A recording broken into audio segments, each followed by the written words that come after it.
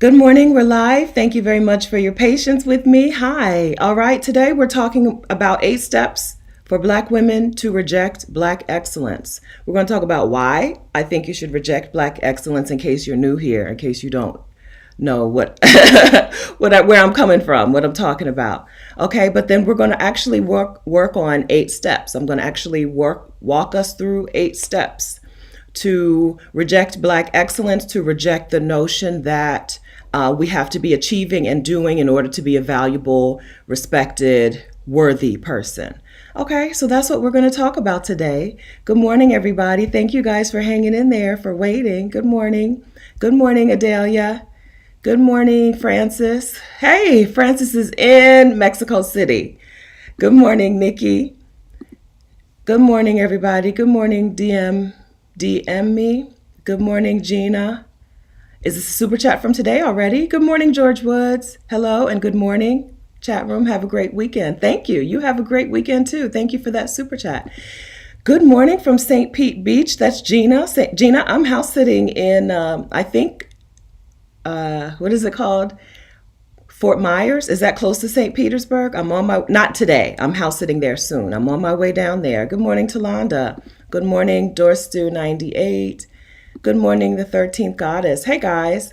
Marianne, good morning from Philadelphia. Leaving for San Miguel de Allende in November. Great. San Miguel de Allende is a wonderful town in Mexico. It's beautiful. It's adorable. It's super cute. And there's a big, no, I don't know about big, but there is a community of Black women down there thriving and being friends. So if you don't know, look up Afro Expats. I think she may have changed her Instagram handle. She used to be Afro Expats. I'll look that up later. But look up Michelle from Afro Expats down there if you don't know them already. Good morning, Janet Lightborn. Good morning, friends. Okay. Good morning, Glass Half Full. Good morning, everybody. Good morning, Ms. Dow. Good morning, Abba. Good morning, Cheyenne. Good morning, Dominique. Good morning, Wild and Unruly. Good morning, Siobhan. Good morning, Nicole says 30 days to departure. A little nervous. Yes, that's to be expected. Fear, nervousness, they're normal, natural feelings to be expected. But 1/4 is already out the door, feeling like I'm just about to take the dive. No turning back now. Just keep moving. Just do the next step, right? Do the next thing that you have to do on your list. Just keep making progress. Things are scary. Scary things are scary. New things are scary. But you know why you're doing it, right? Just hold on to the why. Hold on to the why this is important to you. Okay? Speaking of why this is important to you, today's subject matter is important to me because I feel like Black excellence has had a really unfair, unbalanced impact on Black women. I'm house sitting, and the cat, who is really like a super affectionate, chill cat for a cat, is like meowing at me in my face. Okay, he just went away. Okay, Black excellence has had Black excellence is not good to any Black people. Okay, I want to tell you that it's not good to anyone, even if you are the epitome of Black excellence. It's not good to you. It's not good to you. Okay, but Black excellence is especially not good to Black women, because Black women are expected to bear the responsibility, the brunt of all of the work that has to be done in order to be crowned Black excellence, right? Black women are expected to do that work without compensation. Because what is the compensation? What do you win when you get crowned Miss Black Excellence, Cleveland, Ohio? What do you get? More work.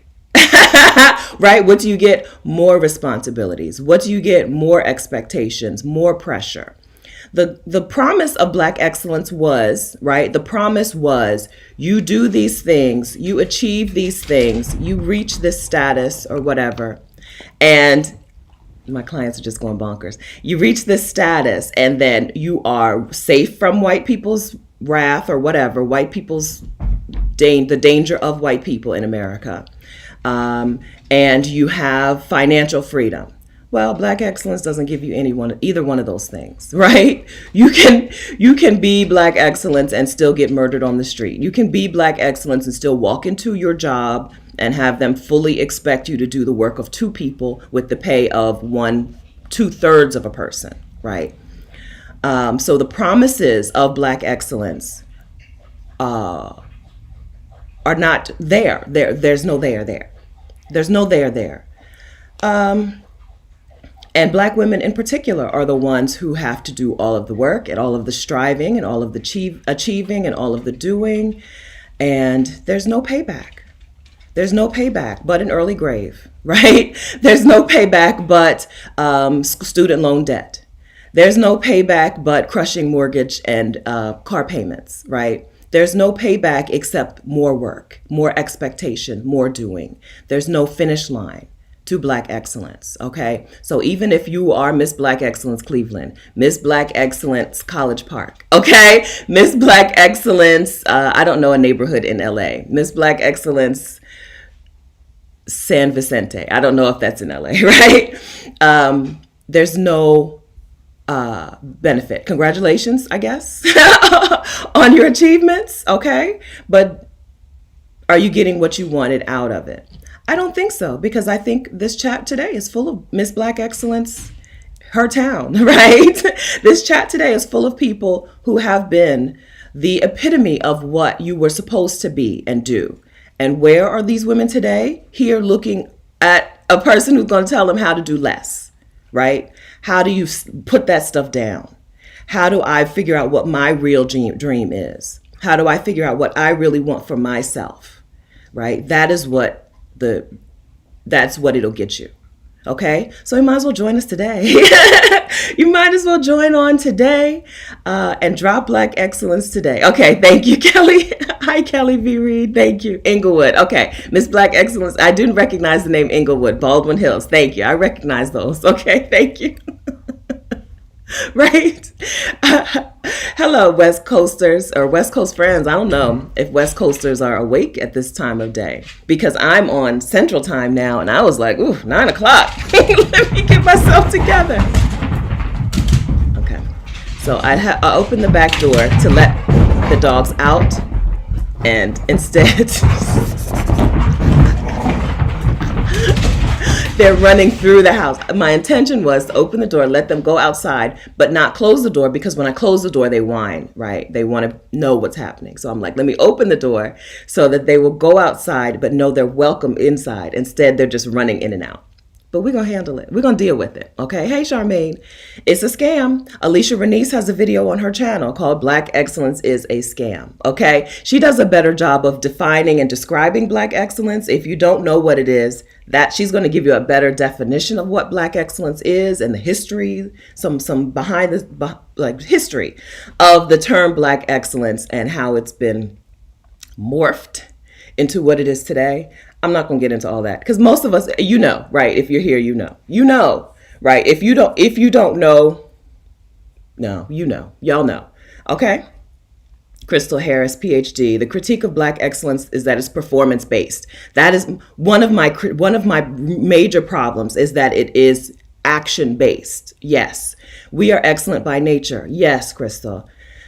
God created us as inherently worthy. The hustle culture is misplacing our worth in things. Bing, bing, bing, ding dong. Yes, this is it, right? You don't have to achieve your way to excellence. You don't have to achieve your way to respect, even. You don't have to achieve your way to being treated like a decent human being. I don't like that notion. It's not a notion. I don't like that message. I disagree. A lot of you have achievements that you have just because, not in part, but like in soul, because you needed people to see you as a respectable, worthy person, right? You didn't even want it, right? Didn't even want that specific thing. Didn't want to go to that particular college. Didn't want to live in that particular neighborhood. Didn't want to drive that car. Just did it so that from the outside, people would see you as this particular type of person, right? And where does that lead you? To more of that. You got to keep going. You have to keep doing it. You can't just stop. There's no excellence in rest, right? People don't call you Black excellence when you're resting and taking care of yourself. They don't call you Black excellence when you're, just exploring your options, right? They call you Black excellence when you're exhausted and when you're living for what other people will say and do. I got a major beef with it, like major beef with Black excellence. My other problem with Black excellence is that it is for the white gaze. It's centering white people and whiteness in our Black lives, right? It's saying, here's what you need to do in order to be viewed as a better person to these white people. I don't think we need to care about how white people see us. We've already seen there's no hope. I don't want to go down this. I've told you before. I think American white people, they're the worst people, and there's no hope. There's no achievement that you can have. There's no success that you can have. There's no amount of money that you can have that will make you safe from the dangers of American white people. All right? I believe that. I believe that. Okay. I don't know how to mute without muting everything, so I'm going to mute for 1 second. Okay. Stop. Lay down. Lay down. Thank you. Lay down. Everyone lay down. Or go outside. Okay, I told them to lay down or go outside. They're not doing either one. They know what those words mean. I'm house sitting outside of Nashville. It's a beautiful home with a pool. All summer 2022, I'm only taking houses with pools. Thank you. Okay? I'm going from pool to pool to pool. If you don't have a pool, I'm sorry. I can't house it for you this summer. We're in a heat. What is it called? Heat dome. It's hot. It's hot out here. So I'm only doing houses with pools, but they've got 2 dogs and a cat. The cat is super chill. The dogs are high energy. The cat is super chill. And there's some chickens in the backyard, which is my dream, as you know. I think backyard chickens are so cute. And so it's been cute. Oh, sorry. Y'all know I don't know how to do this. Oh, okay. All right. Well, I'll figure out how to mute for next time. I have to yell at him. Where is my mic thing? Maybe I have to use this mic thing. Okay. I think I know how to mute now.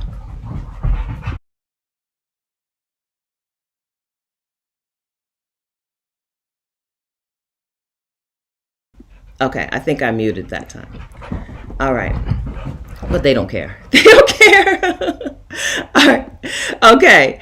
But it's not going to be a repeat of Truffles. Remember this time last year I was in Tampa and I was house sitting Truffles, who barked basically the whole time. They're not super barky. They just run around and do things. I don't know what time the male person comes because that's usually the thing that sets dogs off, but I haven't noticed that. Okay. All right. So I'm going to tell you the 8 steps. I'm also going to introduce myself because I forgot to do that. And then we're just going to walk through them, talk about them. Okay. Hold on.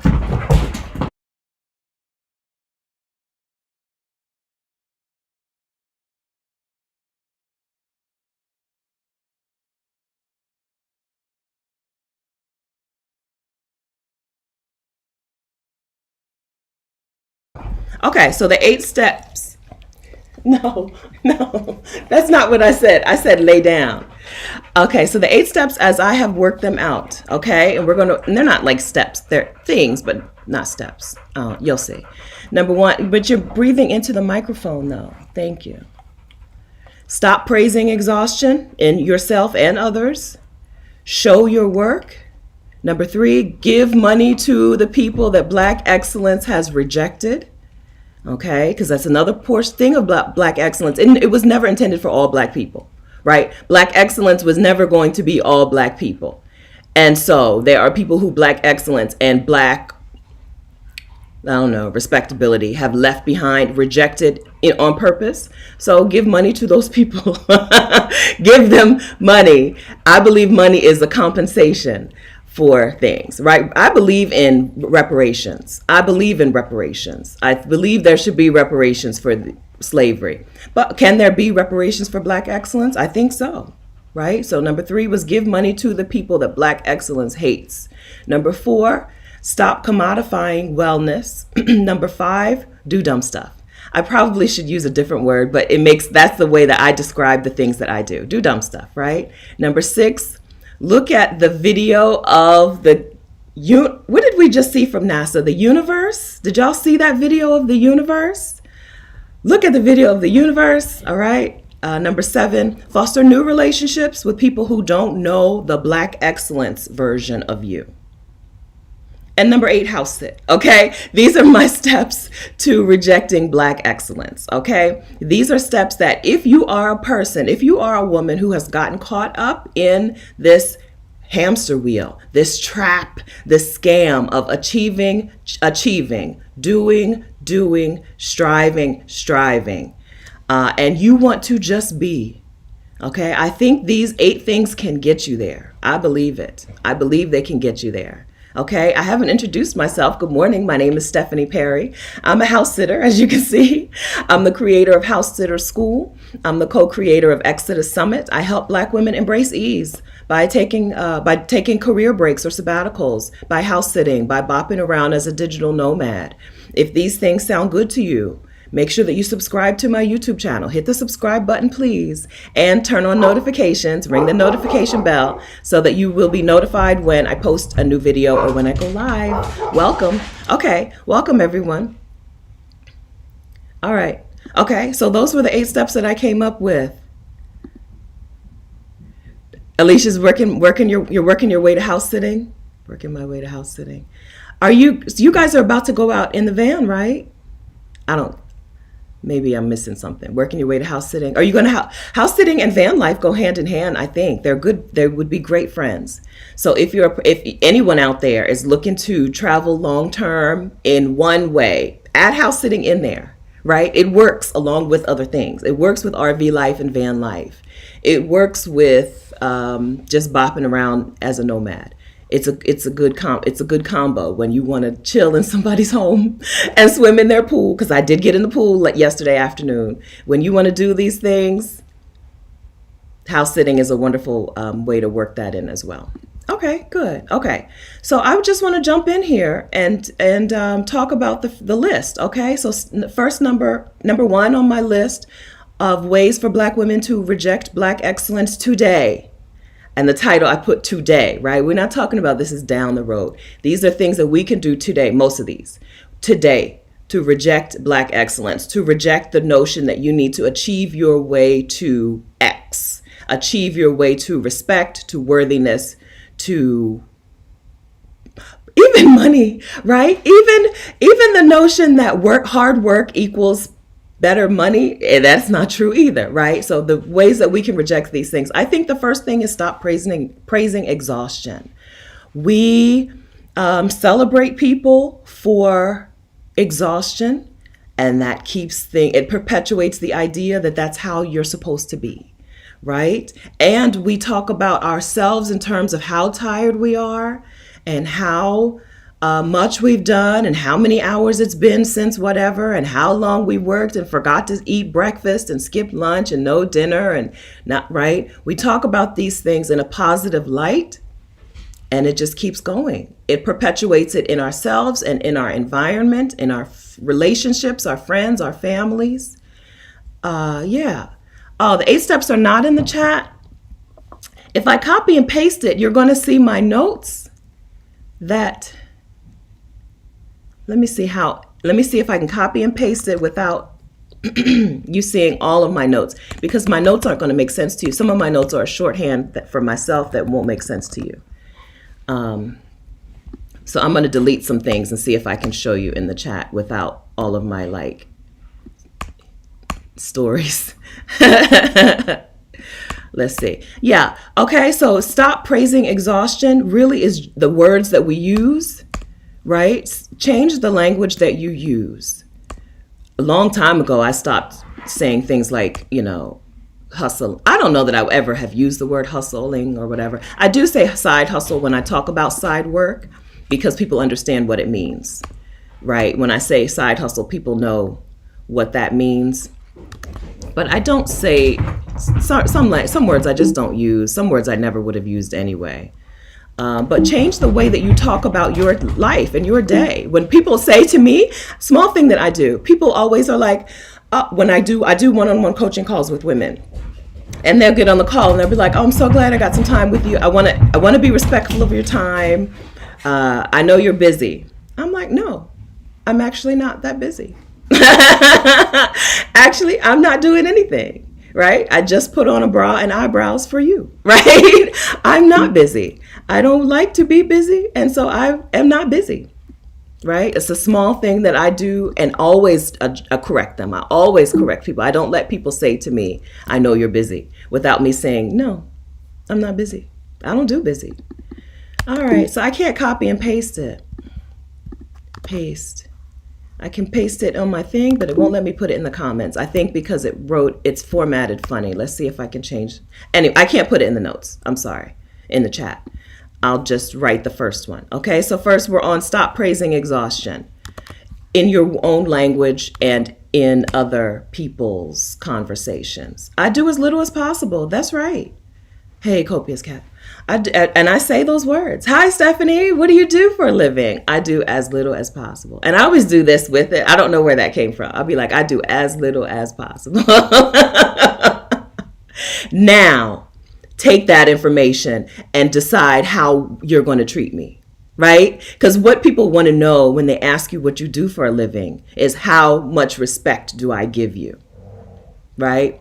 I'm a CPA. Okay, you get this much respect. I'm a pharmacy technician. Okay, you get this much respect. I am currently unemployed. Okay, I don't know. Unemployed what? Are you an unemployed musician or are you an unemployed astronaut, right? Like, I don't know what that means. What they really want to know is how much respect do I give you? It's all through the slavery tree. Right? It's all fruit of the slavery tree. The United States is a country that was built on the foundation of slavery, and what you do has a large part in how respected you are. It's not only a Black excellence thing. This is an American thing. It's why when you go to other countries, people never ask you what you do for a living. It doesn't come up. It doesn't come up. Because they're not trying to navigate like, do I treat you with respect, right? You have an American accent or Canadian or British or whatever, right? So they're going to treat you with more respect anyway, right?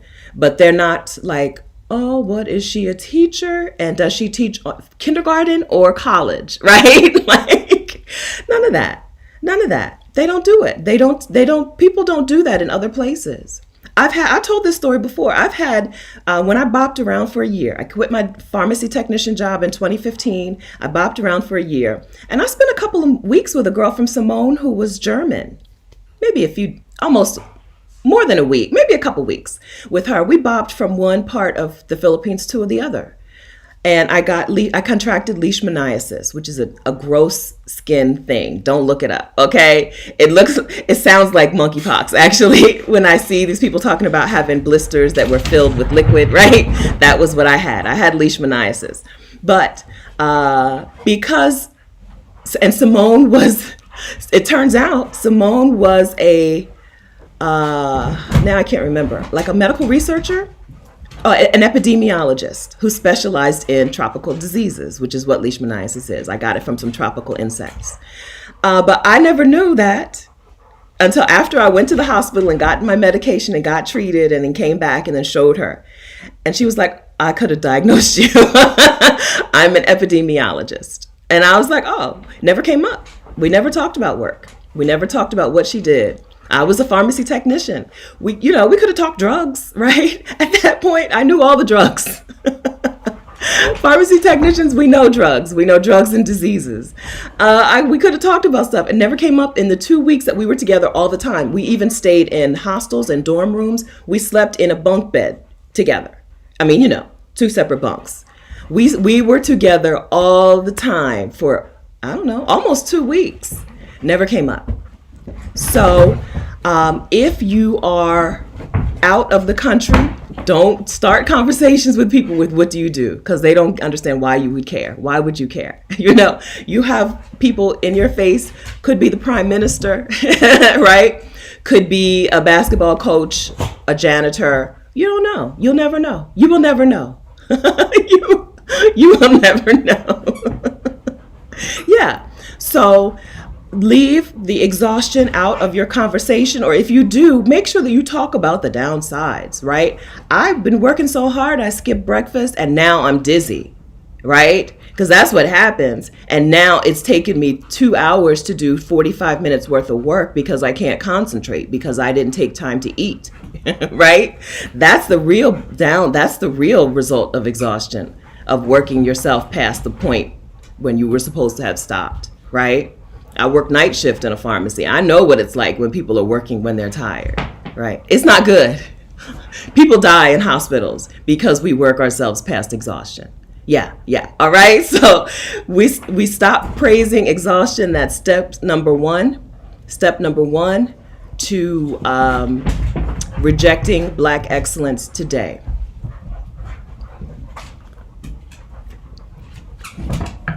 Stop praising it in your conversations, in other people's conversations.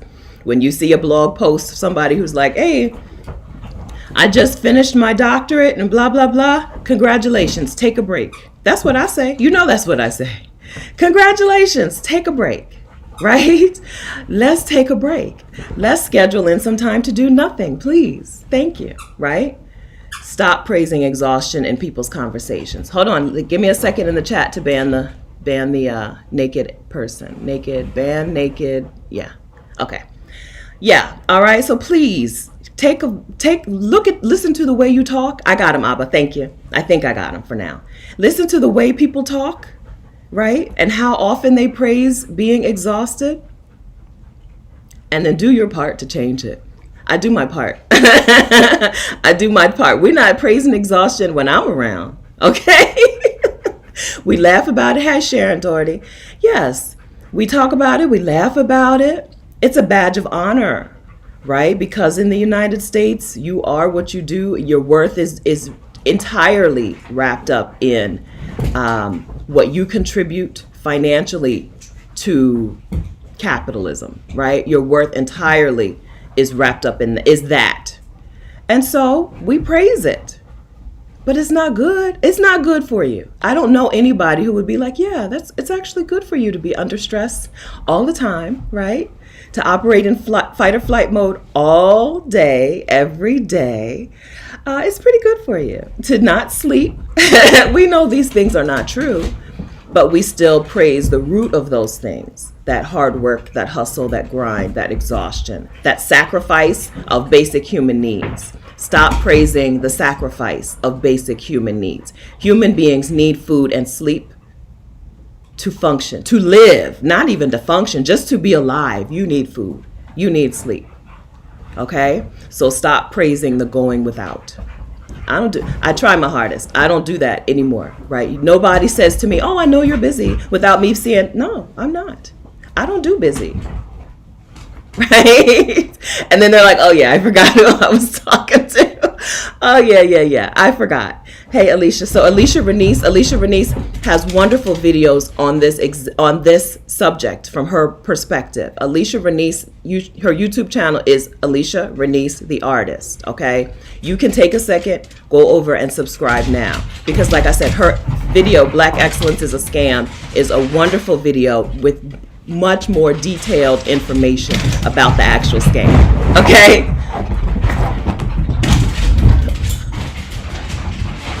Let me find my microphone. Okay, that's enough. I've had it.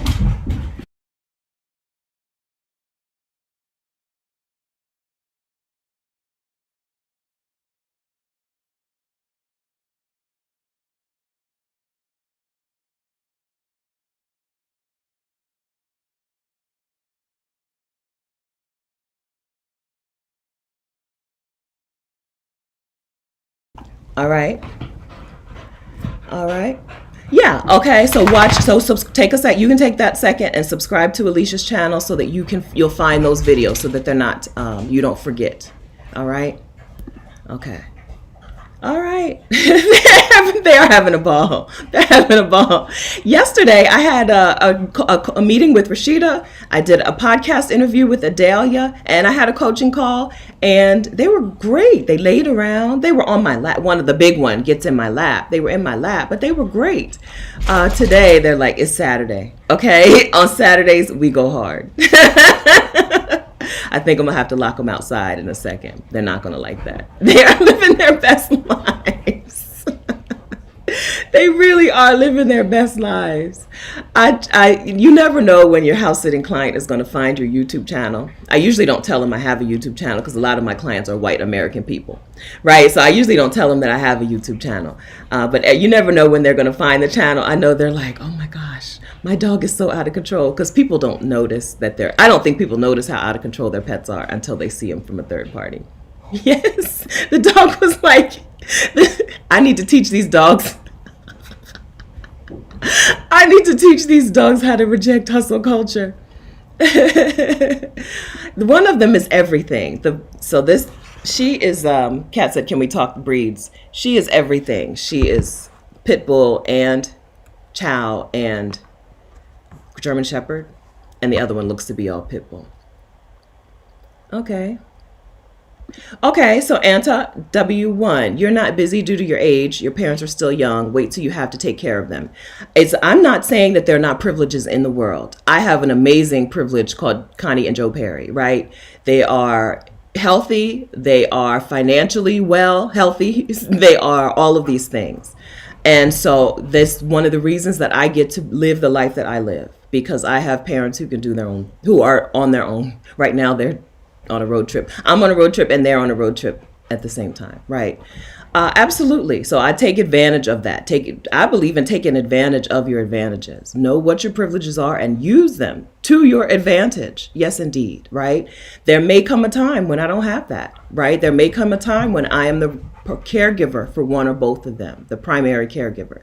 So I believe in that. Take advantage of your advantages. Yes, indeed. Now, Adelia's got some, Adelia, who is Picky Girl Travels the World, has a video coming up with a person who, I think coming up. I don't think it's out yet. I'm behind. Okay, but I think it's coming up with a woman who is the primary caregiver for her mother and just moved abroad with her mom. Took her mom with her, even though her mom needs medical care, right? But yes, okay, yes, women bear, so I talked about how women bear the brunt of responsibility in Black excellence, but women just bear the brunt of responsibility in life, right? That's inequality, that is patriarchy, right? We're expected to do for other people. And be the primary person to do. There's no expectation that a male child would be the primary caregiver for aging parents. That's how the system is set up, right? That's how the system is set up. And so, yes, I take advantage of that, right? When I left in 2015, that was why I was so certain I was going to leave that year, because they're still healthy, right? Yes, so I use that to my advantage. If you are a person who is the person who is responsible for caregiving for other people, is there a way to get some help, right? Is there a way to take some of this off of your plate? Who, how, where can you get this help, right? Is there a way to get it off of your plate? All right, so that was number 1. Stop praising exhaustion. Okay, how did we do? Valerian, right now I'm house sitting my house until I get really good at my self-care as an empty nester. Okay, yes. That might be on here. Let's see. We're going to talk a little bit about that in a couple steps. Yes. Yes, indeed. All right, I'm looking through the chat just to make sure, because I feel like the dogs threw me off, and I want to make sure that I didn't ask you a question and then just not read your answers. Julie S. I rejected a promotion with money because it required more meetings and me to do more meetings and not enjoy the work I love. Right. Before rejecting this opportunity, I questioned my ambition, but it was the best decision. Yes, right? Ambition isn't the only way, right? Being an ambitious person, being a driven person isn't the only way. And you don't have to live with that drive all the time. Let your foot off the gas sometime and coast. Coast sometimes, right? We shouldn't be in drive mode all the time. I watched the World Track and Field Championships. championships. I feel like I've said that word wrong. Championship. Am I having a stroke? I don't know. I watched them, right? Eugene, Oregon. And in the sprint races, the 100 meter, 200 meter, and 400 meter, they have what's called the drive phase, right? Where you get out of the starting blocks and you stay low and you keep your head down, you're looking at the ground, right? That's the drive phase where you're getting your power. And then you lift up and then you're in the whatever the second phase is called, and right? And then there's some runners run into a third phase, right?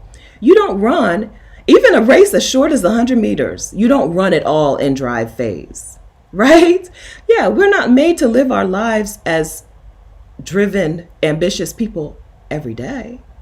They're the ebbs and flows of life. Do what you feel. If you don't feel like it, don't do it. Because as we've said, there's no real reward for being a driven and ambitious person. There's no real reward for it, right? Because I hope we already have all understood that there's no link between hard work and money earning, right? Look at your own self and your own job. Look at the people around you. Is there a link between hard work and how much money you earn? So there's no reward. If there's no reward, why keep pressing? There is a big problem in the Black excellence world with the word lazy. We're going to talk about who to give money to, and right, we're going to talk about that in a minute. But I got no problem. We're going to reclaim the word lazy, right? Sometimes that's the mode that I'm in today, right? That is the feeling that I have this month, this week, this year. This is my laze phase, right? I'm out of drive phase. I am approaching the laze phase. Thank you. Thank you for your support. I'm sorry. I've seen another super chat that I didn't acknowledge. I'm sorry. Let me get in here. Hi, Donna. Donna, plant your seeds of transformation. Thank you very much for that super chat. Thank you very much. Y'all know I'm on a third party called Ecamm Live, and it always describes the emoji to me, which is funny. And Ebony from Detroit. Hi, Ebony. Thank you very much for that super chat. Working on pivoting my life now. I noticed my apartment parking lot empty on the 4th weekend. I realized these people are gone on a boat somewhere living their life. Girl, yes, right? Yes, indeed. We got to find some phases, find some flow to our life, to our experiences. We cannot be in drive phase all the time. We cannot live our lives in drive phase, in achieve phase, in go, go, go mode.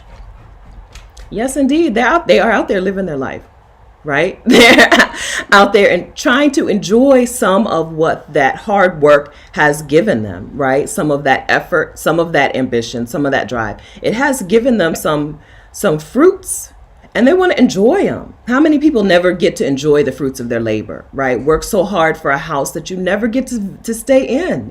You got, right?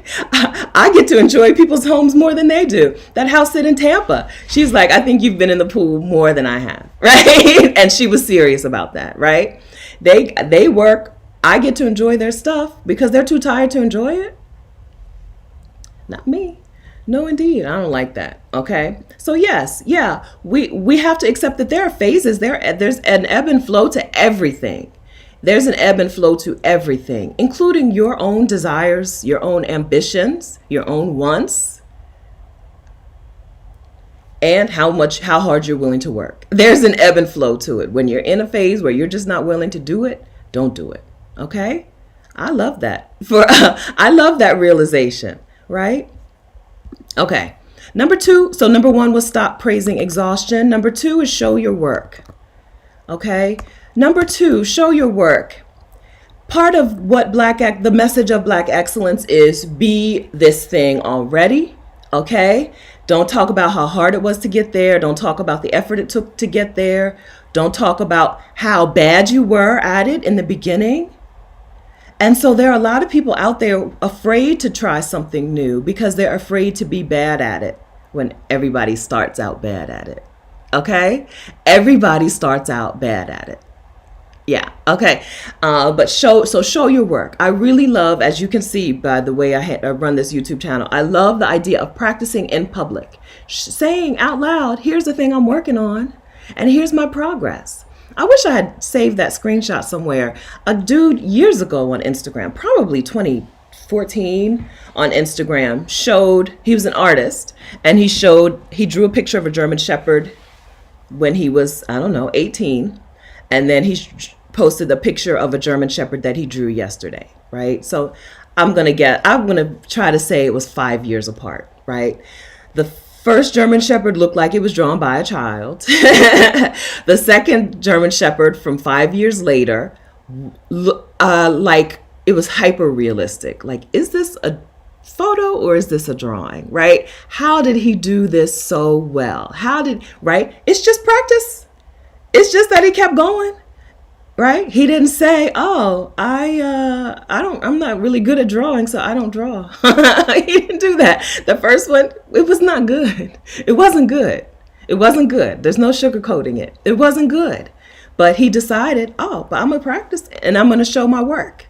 Show your work. I think that is a way to punch Black excellence in the face, right?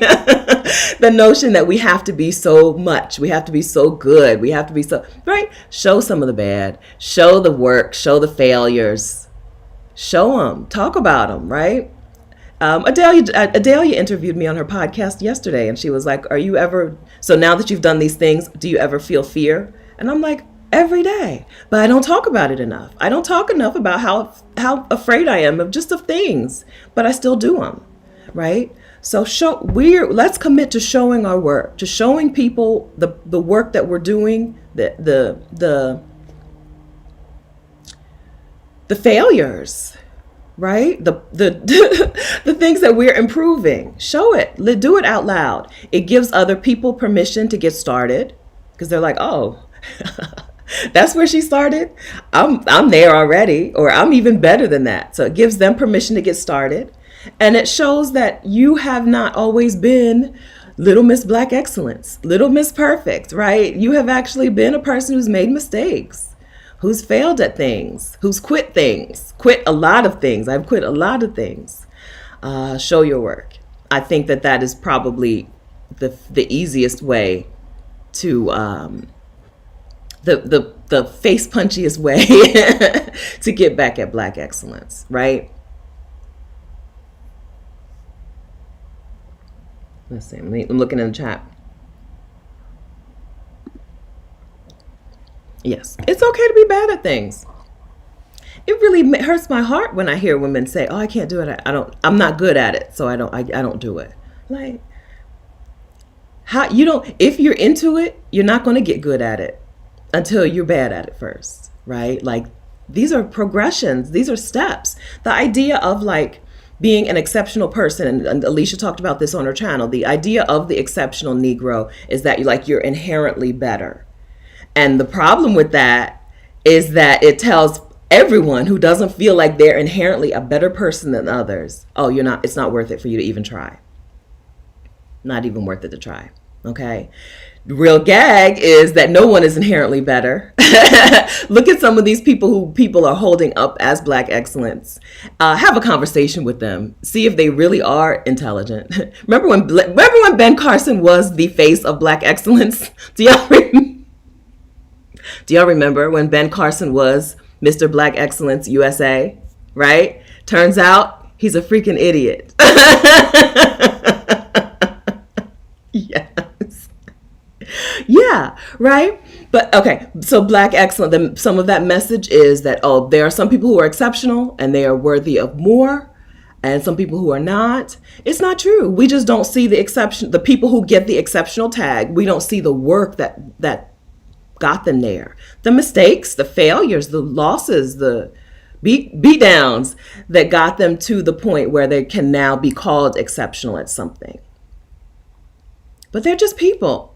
They're just people. I promise you. They're people. Lil Wayne may be an alien. I'm not convinced that Lil Wayne is just people. Okay? But other Black people, they're just people, or other people, right? Other people in general. Whatever artists you love, whoever, they're humans. They're people. They're not exceptional. There are privileges. I've said this, okay? There are privileges that exist that get you things faster. Yes, I've got them. I've got them, right? But they're people, and people are not exceptional. I don't know. Simone Biles is the one. Simone Biles, yes, exceptional. Okay, but most of these people, they're just people. Y'all remember, I'm 48, okay? So maybe some of y'all in here are too young to know that Ben Carson used to be the face of Black excellence, right? He used to be the right? He was the person that you were to look up to, right? And emulate if you wanted to be seen as a worthy, respectable Black person.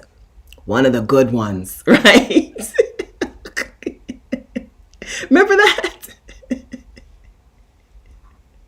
If that didn't tear down Black excellence, I don't know what will, right? If that didn't show you what I'm talking about, if that isn't the perfect picture of what I mean, I don't know what is, right? And so use that as a way to remind yourself that I'm as exceptional as them. Some people don't like it when I say you're not exceptional, but I think it's a pressure off. There's pressure off then. Then you get to try and fail at some things. But if you don't like the way I phrase that, then at least now you almost knocked that off the table. Stop it. Yeah. So at least say to yourself, I am as exceptional as they are, right? When I was in middle school, my dad came home. My dad worked for DuPont. He worked on a team with engineers. He was a money man, and he worked on a team of engineers. And he came home and he was like, he started putting me in he put me in a summer science program. He said, you should be an engineer. They make good money, and they're no smarter than you are, right? And that was my first entryway into understanding that they're just people, right? They have some extra training. They have acquired a special skill set, but they're no exception. They're nothing that you're not. Okay. All right. So what was step 2? Step 2, show your work. Yes. I think that's important. I think it's important to practice in public, right? You don't have to be a person who puts yourself out on the internet like I do. Okay. But in some way, showing people that, yes, I've achieved something, right? And here's how I got there, or I want to achieve something. I want to do something like me. I want to move to Costa Rica. Now, let me show you this progress. Instead of presenting myself as the expert, let me just show you as a person who's on this journey. I think that's helpful to other people.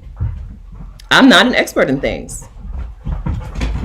Except house sitting. I'm an expert in house sitting. Other things, I'm on a journey. I'm sharing it with you. Right? I am a house sitting expert, I think. I'm going to say that. But the things that most of you are here for, I'm not an expert in them. I'm a person on a journey. Just like you are. We all are. YouTube has been a wonderful place for me to share that journey. You don't have to do it on YouTube, but you can. If you're interested in sharing your journey on YouTube, right? If you're interested in talking on YouTube about what your failures, your successes, your wins, and your losses, I think you should be on YouTube. There's no platform out there in the world that will bring the right people to you like YouTube will, right? YouTube brought you here. I'm hosting the YouTube Success 5-Day Challenge, again, August 8th through 12th. Sign up is available. If you're on the wait list, you're getting an email today telling you that it's open. But if you're not on the wait list yet, you can just go ahead and sign up for the YouTube Success Challenge today at vicarious.com/challenge. I don't have this written out. YouTube Success. It's for people who either have a YouTube channel that is not growing, or for people who don't yet have a YouTube channel, who have something to say, right? You don't have to be 100% clear on what your channel is going to be about, as long as you're clear about who you're going to talk to, right? One or the other, you need to know.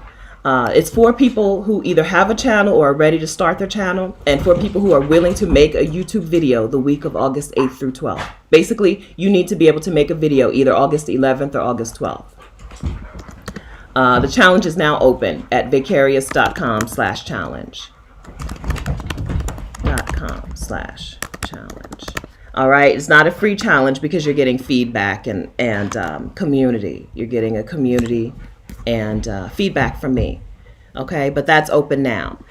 The YouTube does not have to be the place that you show your work.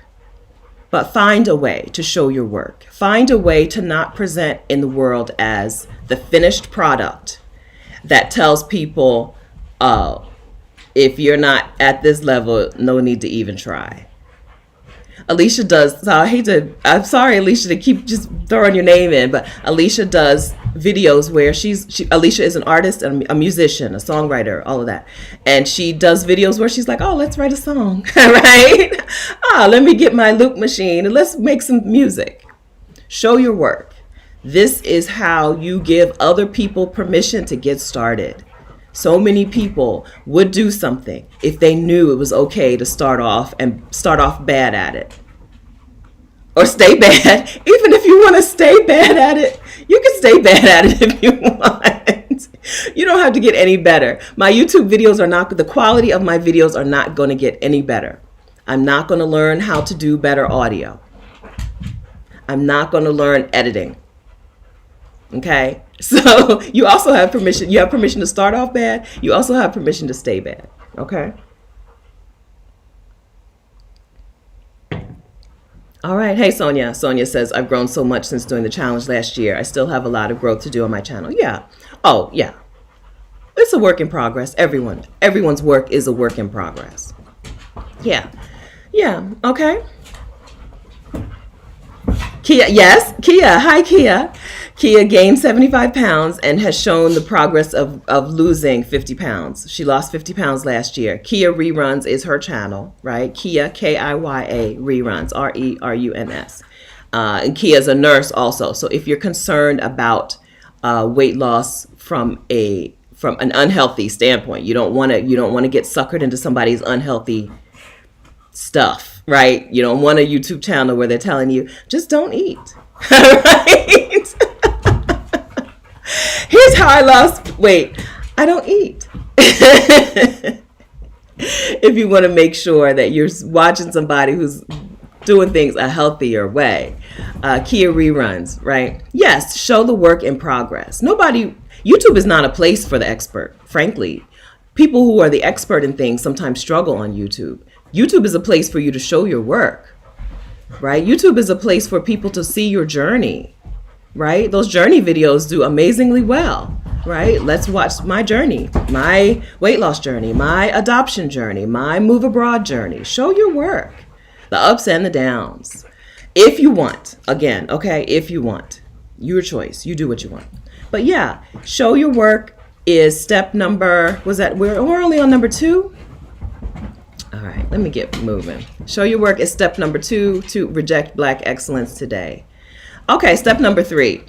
As I've said, I think that there can be reparations for Black excellence, okay? Just like we want reparations for slavery from the people who profited from slavery. Yeah, from the people who profited from slavery. We want reparations. I think we can also say we can give reparations for Black excellence, right? And that would look like finding the people that Black excellence targeted, singled out, right? Excluded on purpose, rejected. And give them your money.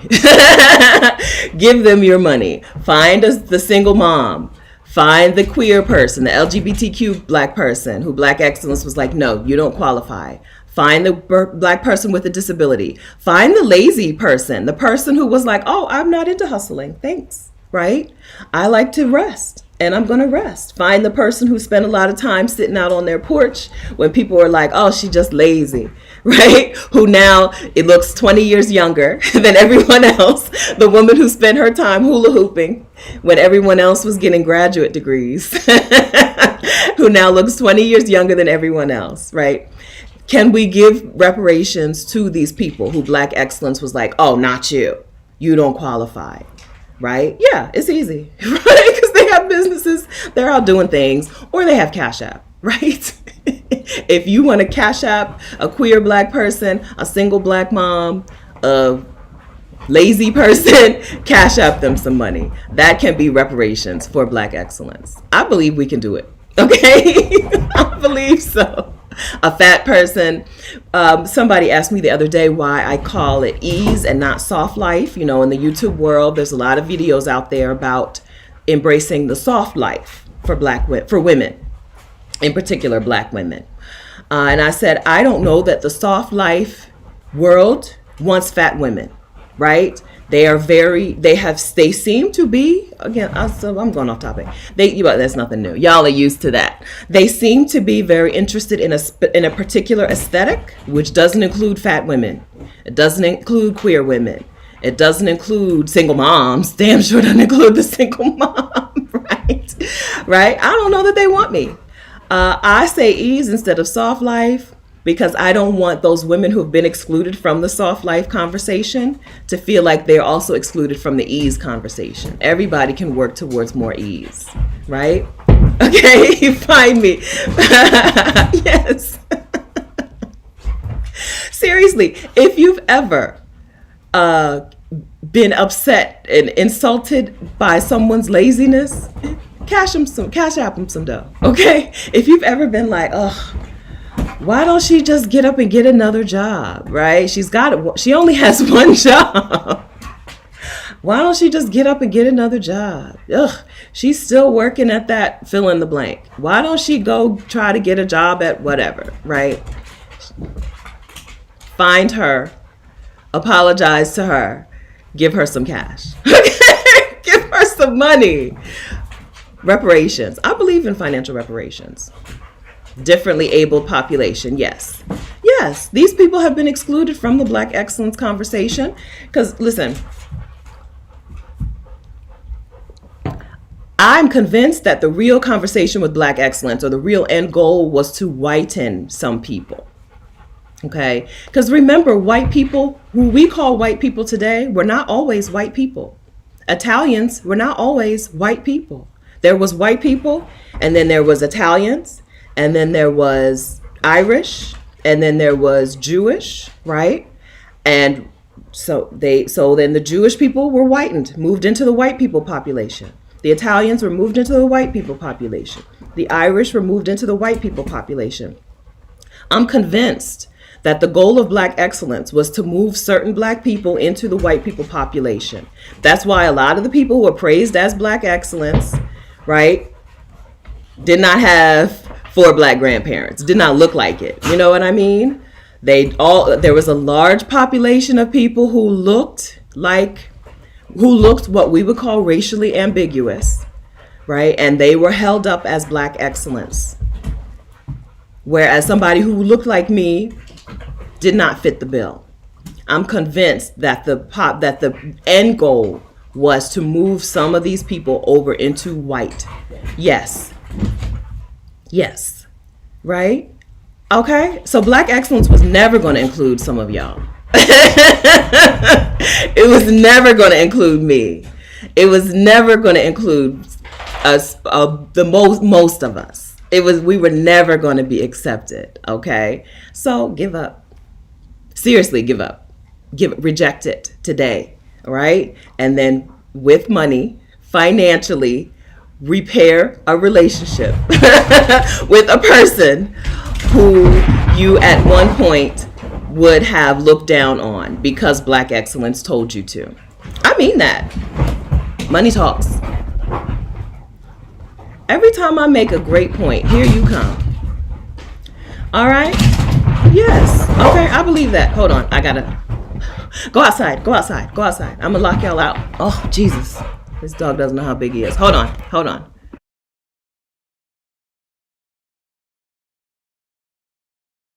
I'm gonna be right back, y'all. Hold on.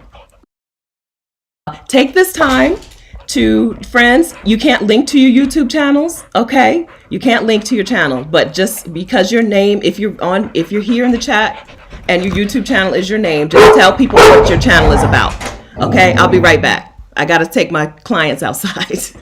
Tell people what your channel is about, and y'all take a second, do a little subscribe party. I'll be right back.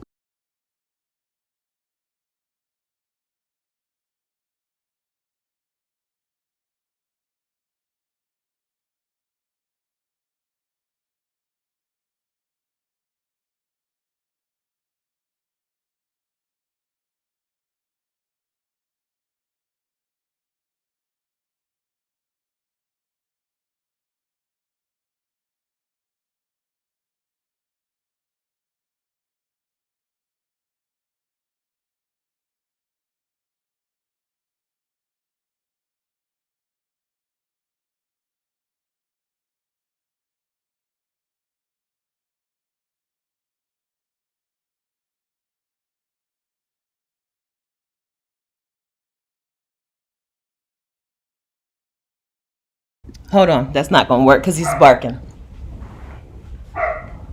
Okay. Well, I don't know. What's the solution then? Y'all won't chill. What's the answer? Huh? You guys were so good yesterday. Come on, Kona.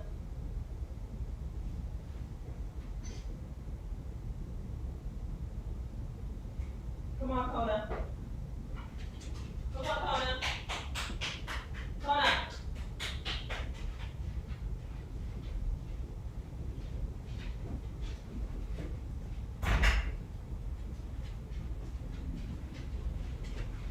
I'll give you more water.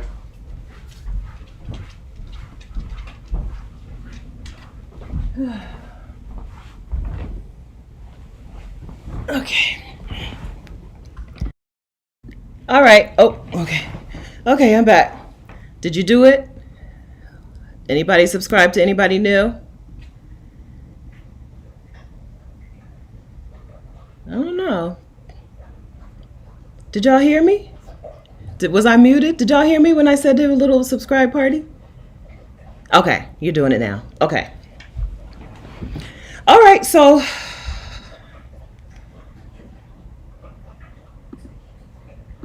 yeah, that was number 3. Give money to the people Black excellence rejected. All right, so step number 4 to eight. Okay, we're talking about 8 ways for Black women to reject Black excellence today. Step number 4. This is the best way I could figure to say it. Stop commodifying wellness. I don't know. What I mean by that is we need to untie wellness from spending money. Yeah? Because what happens is when you start to think that when you tie wellness and money, wellness equals only spa time and I don't know, other expensive things. Then you tell other people that they're not worthy of wellness if they can't afford it. So we need to untie wellness and money. Sleep is probably the most valuable wellness practice there is. And it's just sleep. It's free, except for what it costs you by not being at work, right? Sleep is probably the most valuable wellness practice there is. It's a great predictor of health and longevity, right? So, do prioritize wellness, not buying things or paying for things in hopes that they will substitute for an actual wellness practice. The way I say it is you cannot mani-pedi your way to self-care. Manicures and pedicures do not count as self-care if you're in a toxic work environment. That lunchtime mani-pedi is not going to save you from that work toxicity, right? That lunchtime mani-pedi cannot do the work that actually like quitting your job can do. The work that quitting your job can do, the health and wellness that you will gain from quitting that toxic job is well beyond anything a manicure and pedicure at lunchtime can do for you, right? Well-being is free. Hello, Kemi is dark-skinned woman. I can't get it to stick on the screen. Hello, Kemi, dark-skinned woman. Yes, well-being is free. Yes, so let's work on our own well-being, not money wellness practices, right? I'm not saying that the wellness practices that require money are not still wellness practices, because I'm also convinced that having a housekeeper is a wellness practice, right? That's a practice that requires you to put out some money. Pay her, right? You pay her. I think having a housekeeper, I think that counts as a wellness practice based on me not wanting to do it myself. I don't want to do it myself. Housekeeper, laundry, to me, they do count as a wellness practice, okay? But having all of your wellness practices, having your well-being, only tied to money, problem. that's a problem, because it says that I only deserve these things when I have money. I only deserve wellness. I only deserve to prioritize my well-being when I have money. I don't have a solid answer on how to do this step, honestly. I don't, because I'm still trying to untangle these things myself. I'm still trying to untangle wellness from money spending. But I think sleeping and quitting your job, even though quitting your job does require you to have some money somewhere most of the time. Sleep and quitting your job, they're my faves. They're my favorites. They're my favorite wellness practices. Yes, illness. I couldn't get it out. Yes. Yeah. So, Valerian. Hi, Valerian Steele. I'm practicing getting good sleep, getting sun. Also important to us. Yes. Exercise, good food, nutrition, and laughter. Thank you. Thank you for that. Thank you for giving us this list. Yes. Finding wellness in nature is the way it's always been done until recently. And then that was like, oh no, we look down on that, right? And now they're back at it. now they're out there. They've pushed the black and brown people out of nature, out of the national parks, out of this stuff so that they could have it for themselves. By saying, oh, that's, we don't do that. That's not whatever enough. It's not classy enough. It's not sophisticated enough, right? Knowing all the while that that's where the wellness was. That's where the gold was. So we've got to push ourselves back in the door, push ourselves back into it, push ourselves back into these things that we were told were not right? I just talked to a client once this week. It might have been last week, and she said she has family who likes to just sit on the porch. She drove to somewhere. She drove somewhere to visit her dad, and her dad was just sitting out on the porch, sitting outside under a tree with his sister. Her dad and her aunt just sitting outside under a tree, just sitting and talking, right? That's a wellness practice, right? We've been told, oh, that's lazy. That's this or that. Turns out that's where the gold is. That time sitting out under that tree with his sister, with his family, talking, laughing, sharing, not sharing, being in silence, that's a wellness practice that your manicure and pedicure cannot hold a candle to. So yes to that. Right. Okay. Hi, Janine. Janine's World. I walk every morning. Yeah.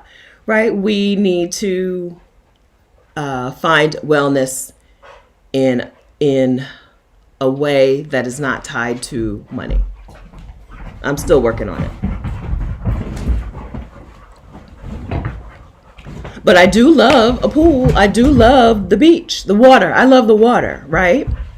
That is part of my wellness practice. I told y'all all 2022, I'm not taking a house sit, all summer anyway. I'm not taking a house sit without a pool. Okay? I'm getting in the water. If I could get in the water every day, I would get in the water every day. That's part of my wellness practice. I've incorporated that. And it doesn't cost me any money. They got to pay for the pool, but it don't cost me a penny. They actually were in North Carolina, Raven. North Carolina or South Carolina. Yeah, right? Those things that for a while, there were a couple of generations who were like, oh, right, that's lazy, that's wrong. Now, all of a sudden, it's the in thing. Like these backyard chickens. There was a time when people would have looked down on people for having chickens in the backyard. Now, oh my gosh, these girls are geniuses. The couple is 2 women.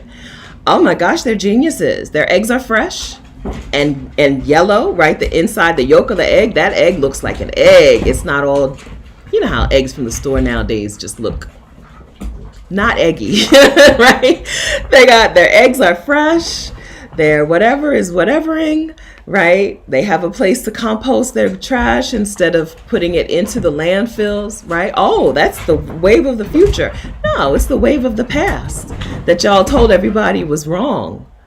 That's actually right. Yes, so stop commodifying wellness is the best way that I could think of saying untie your wellness from your money. Find wellness practices that are yours, whether you have money or not, whether you have a job or not, all of these things. Okay. I think that's important. It's something that I am working on right now.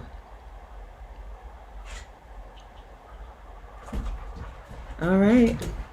Let me scroll through the comments real quick. I visited a national park in Northern California when visiting my relatives. It was amazing. The redwoods, geysers, ocean, stretches of beach with my family called my name. Yes. Yes. It's healing. Nature is healing. You just look at it. It's amazing. And right in this very country, right? No passport required to see some of the most amazing places there is.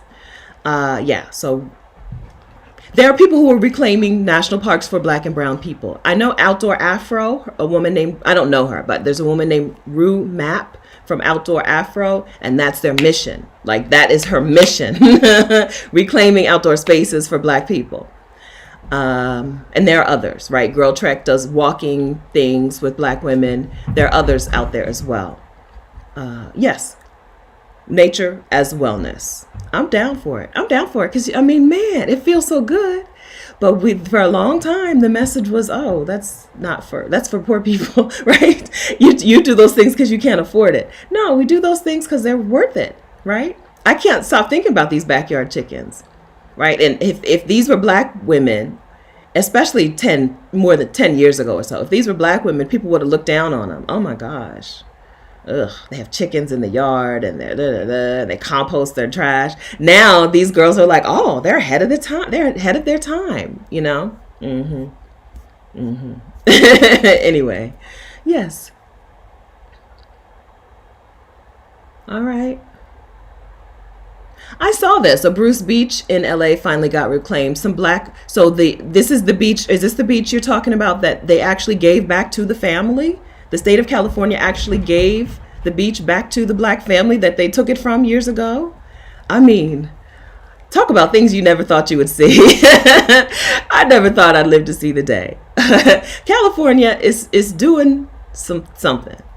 It's still too expensive. I can't imagine how people can afford to live there, but they're doing something. They're on a progressive path that is good to see, on a path that I never thought I would live to see. Yes, and there is an all-black surfing retreat. Are you asking who has it, Maria? I've seen it on the Instagram, but I couldn't tell you who it is. But there is an all-black surfing community on Instagram. If anybody knows, holler. I don't know that it's all black women, but I know it's all black. But if anybody knows of that, but if not, you can look them up on Instagram. I don't remember.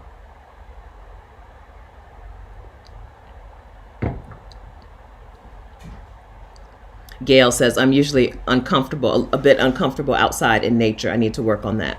I think so, because that's where there's free healing in nature. If you like free healing, you can work on becoming more comfortable in nature, right? Being uncomfortable in nature is because there are people who did that on purpose. There are people who on purpose decided that they were going to make people uncomfortable in nature. And you can counteract that. I think that you can fix it. You can work on that. I think so, because there really is healing in nature. There really is. All right, so we've stopped praising exhaustion. We've decided to show our work. We have given money to the people that Black excellence pushed to the margins, marginalized, right? I wrote hates because I really think Black excellence hated these people. But anyway, we're going to give money to somebody. We're going to stop commodifying wellness. Number 5, we're going to do dumb stuff. Okay, this makes the most sense to me. The saying it this way makes the most sense to me. Okay, stop taking yourself so seriously, I guess, is another thing, right? If you are a person who takes yourself very seriously, I'm sorry to tell you that it's a waste of your time and effort. I think it's a waste of your time and effort to be a person who always takes yourself seriously, because don't nobody care about what you're doing. People aren't watching you as closely as they are. And if people are watching you with a judgmental eye, it's probably the people whose opinions you don't care too much about anyway.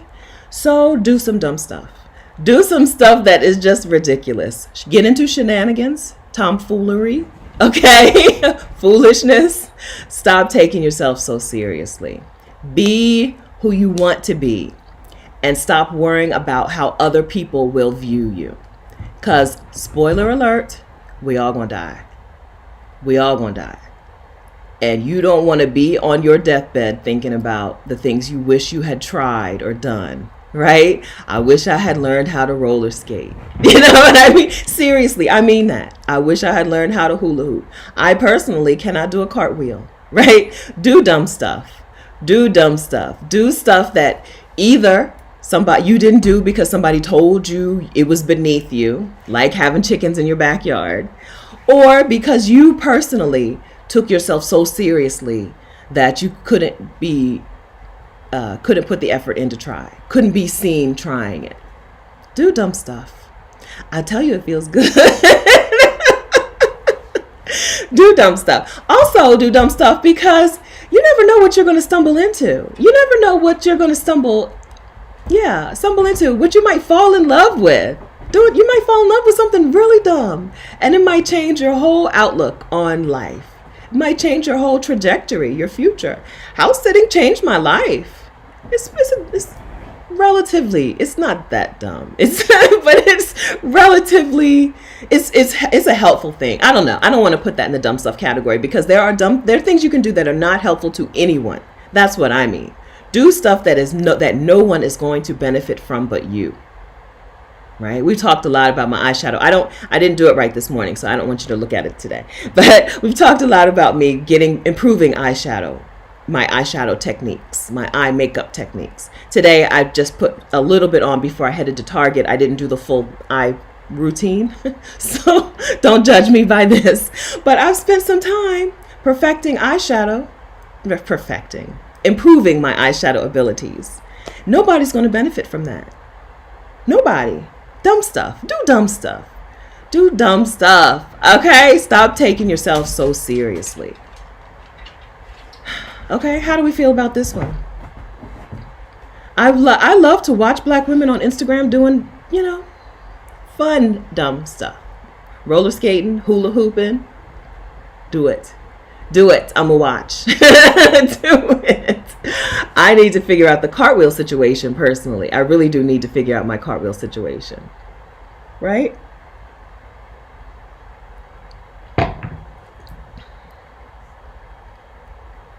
Oh, Gail, I started riding horseback. And that ride throughout the woods is to die for. Only outside. Non-contact open air hobby I found during COVID. Yeah, during COVID, just like, what can I do? Oh, that's beautiful. So how do you rent a horse? I don't understand how you just become a horseback rider. I'm sorry, I don't get it. You had a horse already, Gail? Or you knew someone with a horse? I actually do have friends with horses. The ladies in Lake Chapala. I told you I have a gang of lady friends who are like 70, 80 years old. And a couple of them have horses, but I'm afraid of horses. I don't. So how do you get started with this? Yeah, somebody do it. You can do it. Million Bendem. You can do it. Seriously. One of the things I love about the YouTube challenge is that every challenge there's somebody whose channel is just something dumb, right? And I mean that with love. A lot of my women are like, my YouTube channel is about diversity and equity, Black women doing serious stuff, right? My channel is about blah, blah, blah, blah, blah. And then somebody will be like, I do puzzles on YouTube. Do dumb stuff. Yes. Okay. Yes.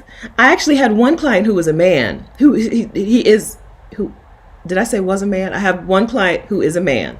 And his channel, Jeff Harry Plays. And he just does dumb stuff on YouTube, right? Now he's a man. And men can get away with that a little easier. Women have to, I don't know. I don't want to say that. I don't know. It might work. I mean, it will work. It's just other people, men, I'll say men, if you have a channel that's about dumb stuff, men will try to make you do serious stuff. You have to keep them away so they understand this is just for dumb stuff. Okay. All right. How have I done on this? Okay. Stephanie says this point is speaking to her. Okay, good. Yes. Find something. Seriously. I don't know if people who take themselves seriously know that there are people that they are taking themselves very seriously. Anybody here want to raise your hand and say, I do know that I'm a person who takes myself too seriously? I don't know if people can self-identify. Or like some of you guys are therapists or coaches. Have you noticed, is this something that people never notice about themselves? I always wonder, do you know that you take yourself too seriously? Right? I don't know. So Stephanie says this this speaks to her. So maybe there are people who can identify as a person who just takes themselves a little too seriously. Life is short. Have fun. Have fun. The only reason fun exists is because we're supposed to use it. There's no real reason for laughter, I don't think. What does laughter do? I don't think. At least tears can clean out your eye ducts, right? Laughter is just for the sake of laughter. Joy is just for joy's sake. So if it was created, you might as well utilize it. Oh, Gail says she goes to the stable run by the Native Americans. Wolf Native American runs it. The Painted Horse Stables, Wolf Native American. Oh, so people can go to a horse stable and rent a horse? I didn't know that. All right, that's beautiful. Yes. Have fun. Have fun. So I did say you never know where it can lead, but I don't mean financially. I mean, it could lead to something financially, but I don't mean that. I just mean how much new world it can open up for you, right? You start crocheting. Next thing you know, you have crochet friends and y'all get together and do a big crochet off and you go to a crochet convention. Right now you have a whole new slice of life that revolves around something that you didn't even know you could do. You have a whole community, you have a whole support group and friend group that you didn't even know you could have access to. Okay, so you guys I think you're raising your hand because you do understand that you're people who take yourself seriously. Okay, I never know. Okay, I never know. As a person who can spot it, I can spot it like this. I never know if other people can self-identify. Okay, so find a dumb thing. Find it. Pick it. Just pick something, right? And try it. Try it. Be okay practicing in public. Right? Excuse me. You don't, like I said, you don't have to have a YouTube channel about it, but be okay sharing with people. Hey, this is the thing I'm doing. I'm not good at it, but it's fun. Yeah. Ruby, I roller skate most Saturdays. I love it. It's fun. It's fun. I don't think you can become a professional. I don't think there are professional roller skaters. Maybe there still are. Maybe there's a roller derby that still happens. But for the most part, people who are roller skating are just roller skating for fun. People who are hula hooping, they're just hula hooping for fun. I love to see it.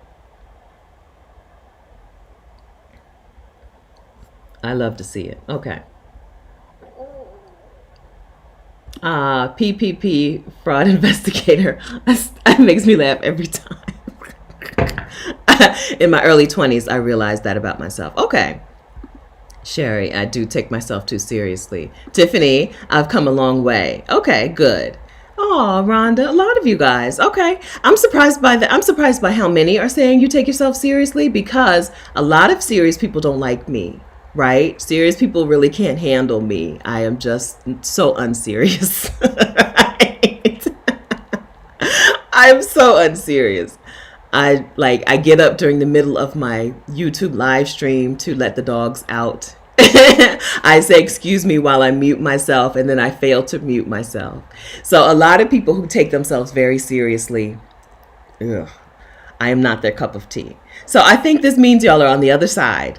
I think this means you're on the other side of it, right? You're seeing the light at the end of the tunnel, which is lightness and joy and peace of mind. I don't know if you can have, when you take yourself very seriously, I don't know that you can have real peace of mind, right? Because you're always thinking about how other people view you. And, that's a trap. Oh my gosh. Talk about a danger zone. That's a trap. So I'm glad you're here. I'm surprised by the number of you who raised your hands. But welcome. I'm glad that you're here, and I'm glad you like me because I'm telling you that is the demographic of people who is like, oh my God, if she don't shut up. right? People used to comment that all the time in the chat. Why are you laughing so much? People used to comment that in every chat. And I would have to stop and be like, listen, it's not going to get any better. Okay. If I'm annoying you and we're 2 minutes in, click off, because I'm not going to get any more serious as this thing goes. Okay. Brandy C. I took myself too seriously until I became my parents' caregiver. Okay. Also hanging out with my niece and nephew who are 8 and 6 brought out my inner child. Yeah, kids will do that for you. Okay. Yeah. I think there is a realization that, this is my shot at life, right? There is a realization that, this is it. This is my life. This isn't a rehearsal for it. This isn't preparation for life. This is life. This is my shot. I need to be a full participant. I need to unblock those blocks, right? If joy, if peace of mind is a block in your life, unblock it. Because this is it. This is it. There's no, as far as I know, well, what do I know? I don't know. But if it is it, if this is it, live like it. And start that today, please. Thank you. Yeah, Sandra says since being in her 50s, she doesn't take herself too seriously anymore. Yeah, there's something that comes with aging. Yeah, because Lord knows them. The 20-somethings, oh my gosh. The 20-somethings, the early 30s. I'm like, girl, please. Why? Relax. Chill out. Chill out. Yeah, there is something that comes from aging that helps you let that stuff go. All right. Rashida Abdullah, I love to play jacks, jump rope, and get in the bouncy house at 73. Oh, that's adorable. Yes. Okay, do dumb stuff, please, friends. Okay, so that was number 5. Okay, so number 6 is to look at that video of the universe. Was it the universe? Now you're going to see how much I don't know about space, okay? It wasn't the galaxy, it was the universe. Which one is bigger? The universe is bigger than just our galaxy, right? So NASA just published this month the first high-resolution pictures of the universe. And it was amazing. It was breathtaking. You have to watch, I saw it on Twitter, but you have to watch it with the explanation, because you don't understand how insignificant our galaxy is. Not just Earth, but our entire galaxy, how insignificant it is to the universe until you see it, until you see that high resolution picture of the universe. Thank you. Okay. Yes, it was the universe, right? If that doesn't help you lighten up, I don't know what will, right? I mean, it was just amazing. I'm not super into space, as you can tell by the fact that I don't know the difference between a galaxy and a universe, or I need help confirming the differences. I'm not super into space or the ocean. They're not my things. I like Earth. I like the land. Those aren't my things. But man, if you're taking yourself so seriously, if you're committing yourself to these concepts like Black excellence, pause, take a look at that video. That picture is a picture. I watched actually Hank Green or Tom Green, one of the guys who was the Vlog Brothers. I watched his explanation of what it was because I didn't get it, right? And see if that doesn't put some things into perspective for you, right? About how amazing it is that you even exist. If that is the universe and our galaxy is so insignificant in that universe, and our planet is just one of the planets in the galaxy, and we're one of the 7 billion people on the planet, like, it's amazing that you exist. I know I started off by saying none of us are exceptional, and I stand by that. Okay, I stand by that. But man, how amazing is it that you exist? If you exist. Are we real? Or is this a movie? Do movie characters know that they're in a movie? I don't know. I think I exist. And so, how amazing is that? And don't you owe it to yourself to be you and not a carbon copy of what someone has determined is a good Black woman? Don't you owe it to yourself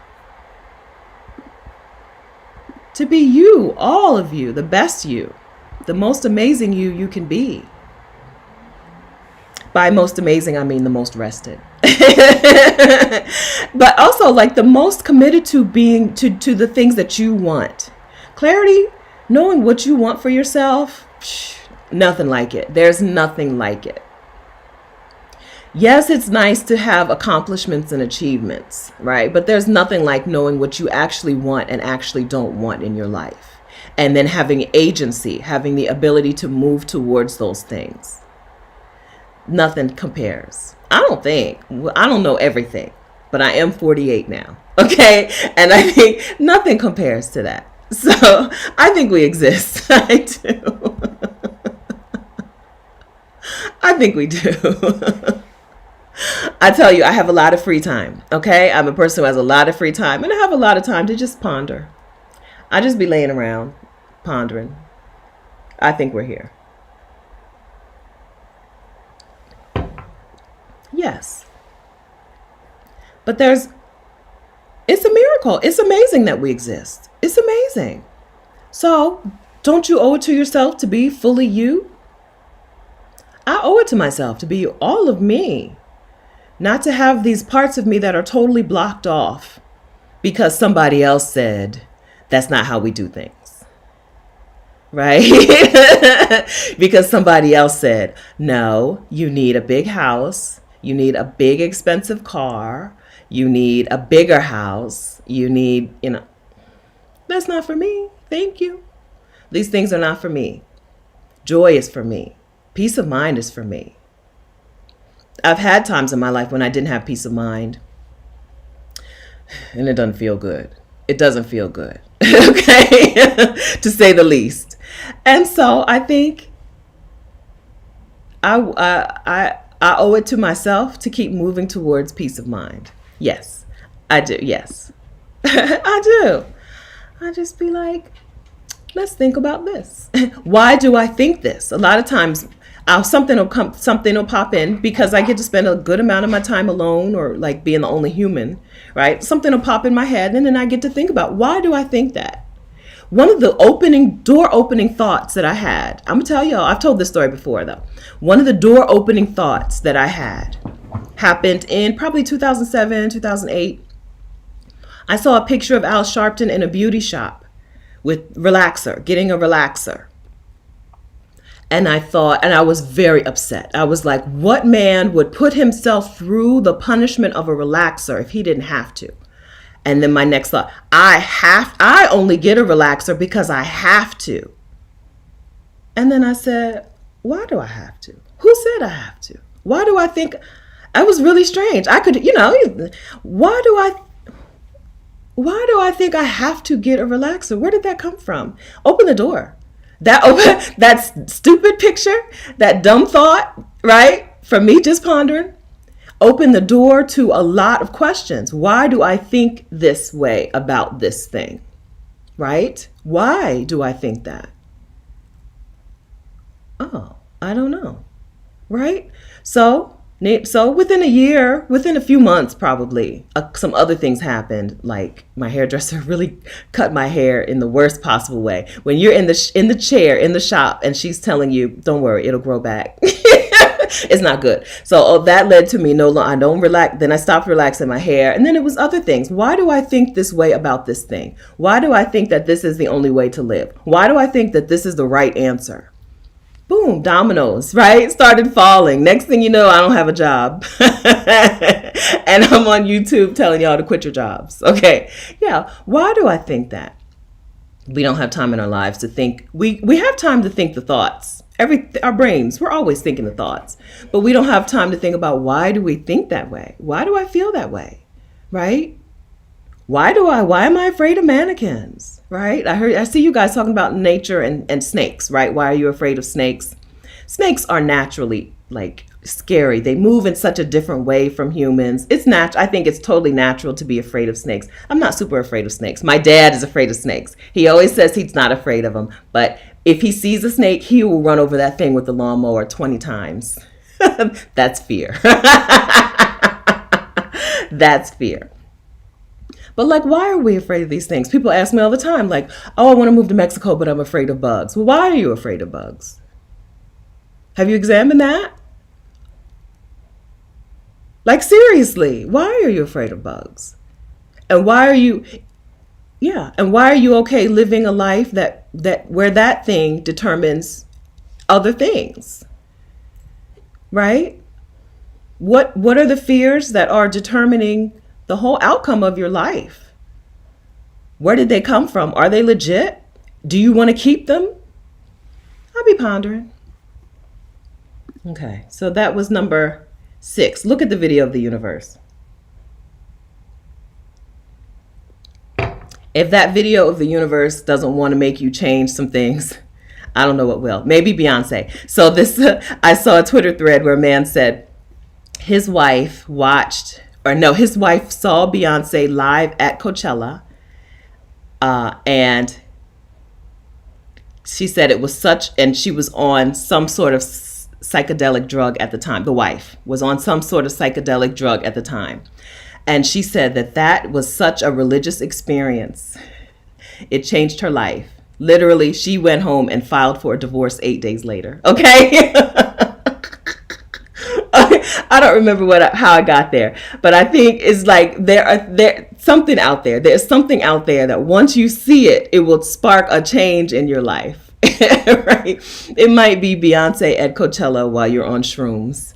It might be that picture of the universe, right? That will put your life into a new perspective, that will change your idea. For a lot of people, it's the passing of a loved one, right? When a loved one dies, suddenly you realize, oh yeah, I'm gonna die.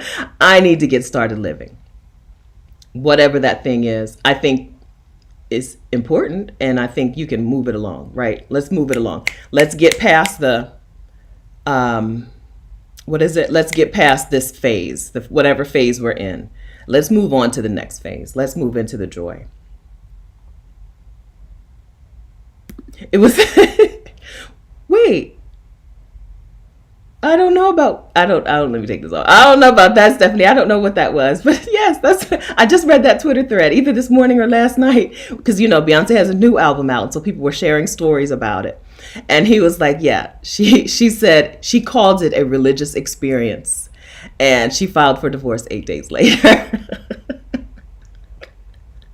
Yes, she was like, oh no, I got to live. All right, I don't know what this is, but this isn't my life anymore. Okay, I got to live. Yeah, I hope you find that thing. If you have not yet had that thing, that picture of the universe might be it. Seriously, just go on NASA's Twitter page. That's where I saw it. You can see it everywhere. Have y'all seen it? Y'all know what I'm talking about? Yeah, Celeste. Yes. All right. So is this the next step? Foster new relationships. Celeste says, I had to move away from people who resented natural Afro-textured hair.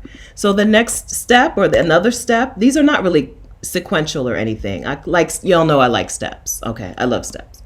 Foster new relationships with people who don't know the Black excellent version of you. So moving back to rejecting Black excellence. If you have lived a Black excellence life and have been pressured to continue, and you don't want to continue, you need to foster relationships with people who ain't into it, right? Who are into your new thing.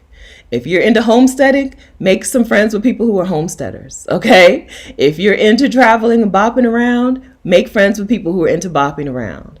If you're into whatever you're into, roller skating and hula hooping, make friends with roller skaters and hula hoopers and painters and artists. If you're now into tarot or astrology or whatever, you need to make friends with people who are into the thing that you're into now. Okay? Auntie Lou is just a lady on Twitter. Nobody famous, just a man on Twitter who said that his wife saw Beyonce in concert while she was on shrooms and decided that she needed a new life and filed for divorce. It's hard to change. Okay. Hey, Loch Ness Monster.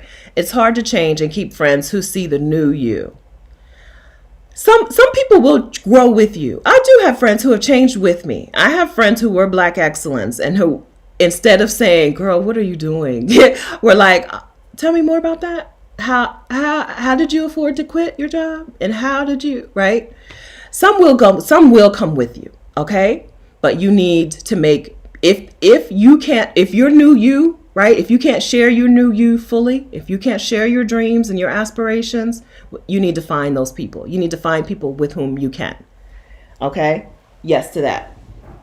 Okay, and one more disturbance and then we should be good. I gotta plug in my computer.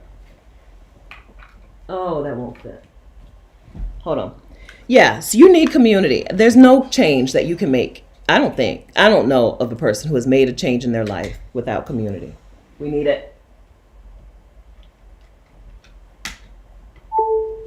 Okay.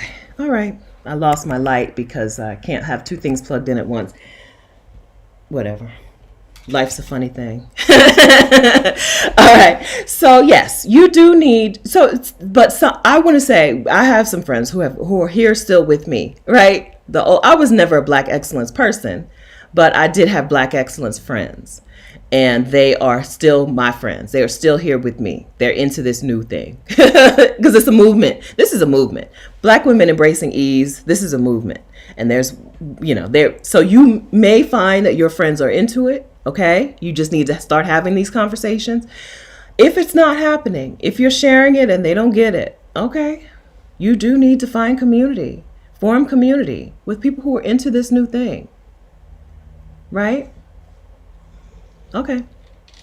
Thanks, Kat. Kat was our guest last week. Thank you very much, Kat from Rebloom Room. This is another good point, Jada.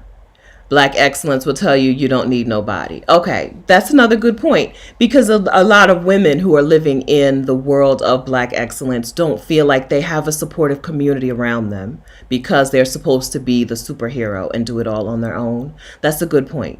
So you look around and have no one who you can share the new you with because your life was designed to not have that community. Find it. Make it, throw up a flare, right? We don't do things in silence. So find it. If your thing is let me get this link. If your thing is that you want to move abroad, or you want to take a sabbatical or career break, or you want to bop around as a nomad for a while, and you're a Black woman, join us in the Exodus Summit Facebook group. This is a community specifically for you. For Black women who are into this thing. And it's a wonderful community. I love being part of it. We just met up in Mexico last month. I'm still soaring from that, right? Still watching videos and looking at pictures from that, right? And then the actual summit is coming up in the fall. The virtual summit, okay? So if you need that community, join us. ExodusSummit.com/community. ExodusSummit.com/community. All right. So if you can't share your dreams, your goals, your struggles with the people you have in your life, the answer is not to stop sharing those things. Right? I just watched Kiki from The Upgrade. Kiki has a video on moving in silence, right? And I just watched that video. If you can't share, if you feel like you need to move in silence, you've got the wrong community. Yeah. If you need to move in silence, you're in the wrong circles. Okay? Good news is there are other circles. I know this. I've seen them. Okay. We're here. We're out here. Right? Yeah. If you feel like you need to move in silence, you got the wrong circle. You in the wrong place. Okay. Get in the right place. Okay. All right. So that was let me get back on my right page. That was number Seven, foster new relationships with people who don't know that old you, who aren't going to hold you to that, right? Who are willing to get to know the new you. There are other circles out there. That's good news. Yeah. I promise you, whatever you're into, you're going to find people into it. Okay? Get them. Grab them. Holler. Yeah. Okay, good. All right, Kimberly. Yeah, so after the live stream, usually head over and let's let some new people in. The virtual summit. Okay, so Exodus Summit this year is still online. We're still doing it virtually. We'll give you some dates soon. We'll give you some dates sometime soon. But it's late September. Late September, if that's helpful. I don't know. All right. Yeah. So some of you, so Danny B says, I left my entire friend circle. Some, yes. Okay. So I don't want to sugarcoat things, right? Because I already said practice, show your work and practice in public and share your failures, right? So yes, some relationships are not going to make it. Just like that man's wife divorced him after she had that religious experience at Coachella. Okay. Some relationships are not going to make it. Some have hit their expiration date and it's time to move on. Yes. Okay. Yes. But the end of a relationship is not the end of all relationships, right? It just means time to find the new, right? Hi, Tracy. Time to find the new. Okay. Nalise, tell me again what you mean. Where's which video? Yes, Therapy for Black Girls has a whole series on taking off the cape. This is a movement. I'm telling you. I have no doubt. Like, I'm not questioning that at all. This is a movement. Black women in the next generation and the generation after that are going to look back at this time period and being like, what were they on? Right? What were they on? You're telling me that Black women used to be the workhorses of society? What? What? How times have changed, baby, because we are into ease at this moment, right? There's a movement, right? I have no doubt. There's no doubt in my mind, right? In the future, people are gonna be like, Black women used to do what? Black women used to do all of that? Black women were expected to save democracy? Can you remember the time when they expected Black women to save democracy? And are the anyway, right? Be like, I can't even imagine, because Black women don't do that kind of stuff. Black women take care of themselves, embrace ease, and travel. Yes, Nick. Yes, you're allowed to grow apart from some folks. Yes. I don't know. I would disagree with that. I don't know that we are eight. You said you don't agree. You don't fit in any category of Black women. I don't even fit in here. I don't know. I don't know you, but I would guess you probably do. Because people who don't fit in here they don't like it. They don't like it. What? Can you please talk about, like, people who don't fit in here come in. I told you they come in talking about, why are you laughing so much? I used to get that all the time.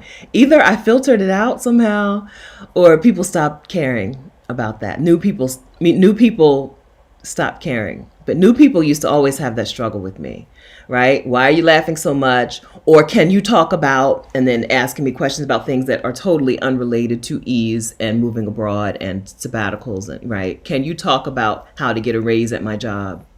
Girl, quit the job, right? So people who don't fit in, they out themselves by asking questions that, I'm not answering that. I don't want to. I don't want to. Oh, Sterling Silver Girl, thank you. Can y'all please take a second and click the like button? Thank you. Liking the video tells YouTube that you liked it. It tells YouTube that this is a video that it should show to strangers, right? When you like someone's video, when you comment on the video, when you share the video, it tells you, gives YouTube a little bit more data that says, oh, this is a good one. This is one I should share with strangers. So that would be helpful. If you think that there are some Black women who watch YouTube videos but don't know about this channel and would be into this, right? Would be into some ease, into some house sitting, right? Into some sabbatical stuff, into some digital, some nomad life stuff.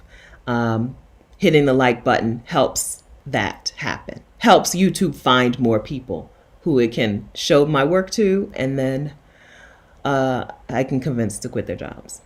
Okay? Oh, you're just talking about being a solo person. Okay, I get that. As a solo hermit, I know people. Nobody ever believes it. Even nobody believes. But I am a solo. My mom will tell you, I am a solo person. I am a hermit. But even I need community. Even I need community with other Black women who understand what I'm talking about, who are into what I'm into, and who like to do things the way I like to do things. Yeah. Yes. As a weirdo, right? I sometimes I ask interviewees, do you consider yourself a weirdo? But I don't preface it by saying I consider myself a weirdo. So then they're like, what? I've asked that a few times and I've stopped asking it recently. But as a person who self-identifies as a weirdo, I understand that feeling. But this is a place for you. This is a place for you. Seriously, we've talked about this, right? How Black excellence was never going to be my thing. It just, even though my friends, my parents, right, family, Black excellence, I come from a Black excellence family. It was never going to be me, right? I'm the person who quit my job. I worked at a bank. I think I made $65K. What is that? With divided by 50. So I can't figure that out. I don't know. I don't know what my hourly. Oh, 32. Okay, so I made $32 an hour. I quit that to go work in a hospital making $22 an hour, right? Like I was never going to be. I joined the Army at 26 and enlisted in the Army. Now, I'm not talking about I went to officer candidate school. I enlisted in the Army at 26, right? I was never going to be a Black excellence, Miss Black Excellence Delaware, right? I was never. As a person who considers herself a weirdo, right? I do things a different way. I still need community. I still need other weirdos. People were like, yeah. I'm not doing that either. I'm not doing all that. Yes. Okay. Other weirdos. Yeah. Yeah. So I used to ask people at some point on almost every interview. So do you consider yourself a weirdo? But I feel like it sounded more accusatory than welcoming. So I've stopped asking that because a couple women, when I looked at the replays a couple of times, their faces were like, yeah, I guess, Okay. All right, so that was number 7. Foster new relationships with people who don't know that old version of you. If you want to become a new you, meet new people. Pretty easy, I think. All right, so then 8. Step 8 to rejecting Black excellence is house sit. I don't know that I've done a good commercial for house sitting today because my clients were a little bit rowdy. Now, of course, they're doing what I wanted them to do all along. Okay. But house sitting has been a wonderful way for me to take some time to ponder what I really want, which is the opposite of Black excellence, because the Black excellence chain, train, hamster wheel, treadmill is not about what you want. It's not about what you want. They don't care. Black excellence does not care what you want. Black excellence is proscriptive. Proscriptive? Black excellence tells you what you want. You want to be one of these 5 things: a doctor, a lawyer, an engineer, professor, or a business owner, but only certain types of businesses, of course, an entrepreneur, not certain businesses don't qualify, right? It's very boxy. And house sitting has given me every opportunity to bust out of that box, baby. take some time and ponder, see what I want to do with myself and see what I want to do and don't do. See who I want to be and don't be. You don't get paid to house sit. House sitting is about getting free accommodation and about being able to see the world and helping other people travel and see the world so that, taking care of their responsibilities so that they can go out and live their dreams as well. It's reciprocal. So those are my 10 steps. Okay. So house sitting, means that I get to pop in on any part of the world at any given time. It really is very fun. I don't know. It's fun. I like it. Y'all know I wouldn't still do it if I didn't like it. All right. So I'm going to drop the link to my new house sitter toolkit. It's house sitter season.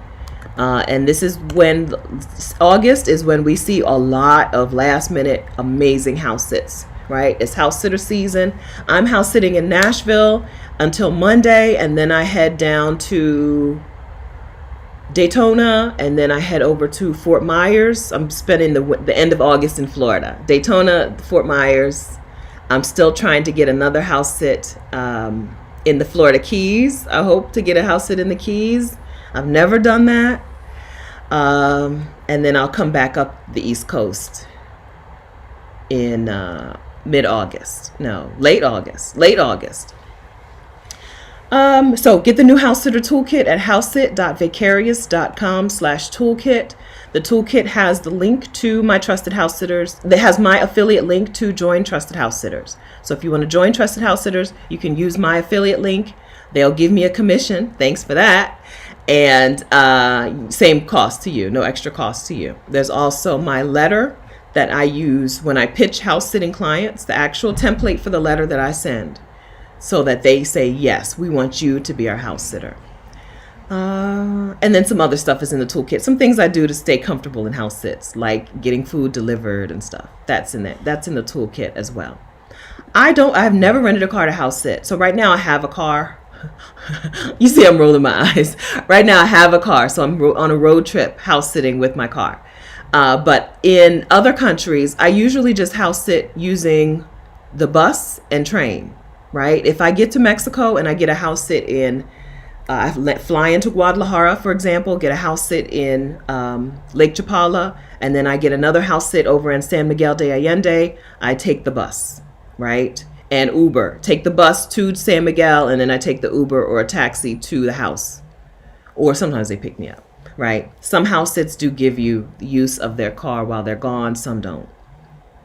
But I've never rented a car to house sit. I mean, I could see it being worthwhile if the house sit was short.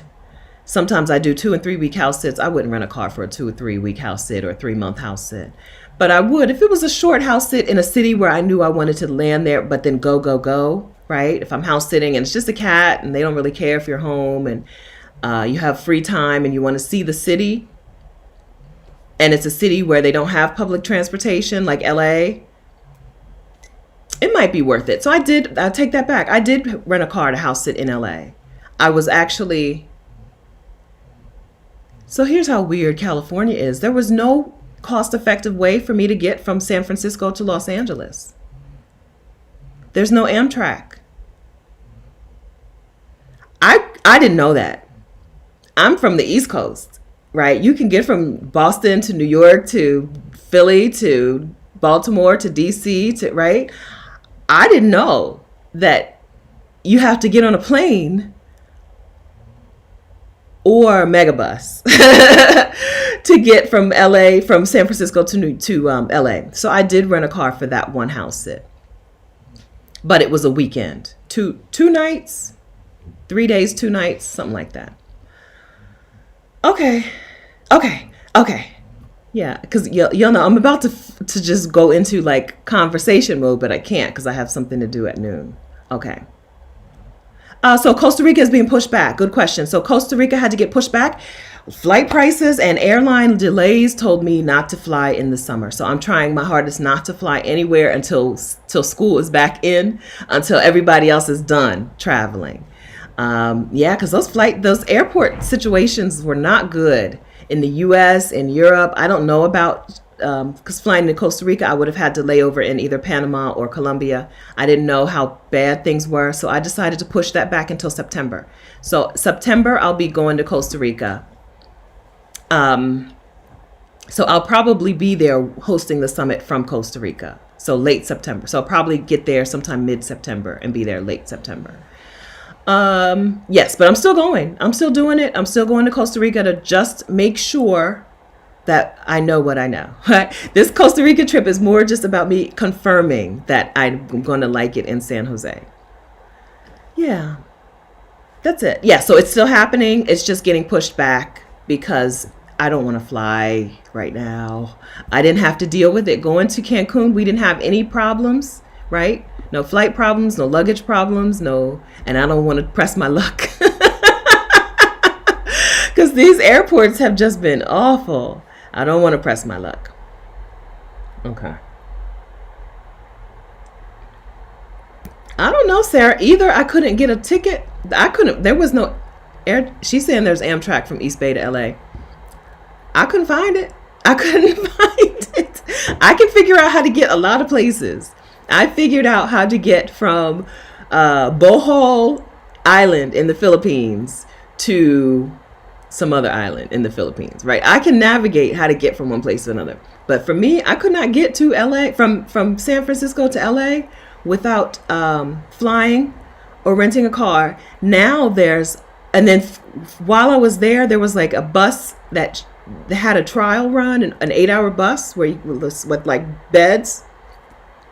And even that folded, that went out of business while I was there that week or that winter. Like, inconvenient. Okay. Anita says it's a good idea to go in September. Yeah, I just don't want to deal with it. I didn't want to press my luck.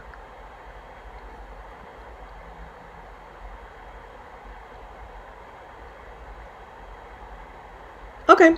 All right. So what are you talking about? Nobody said anything about 60. What am I missing? There are plenty of us in here, plenty of y'all in here who are over 60. I have a very over 60 crowd. Hello, over 60 crowd.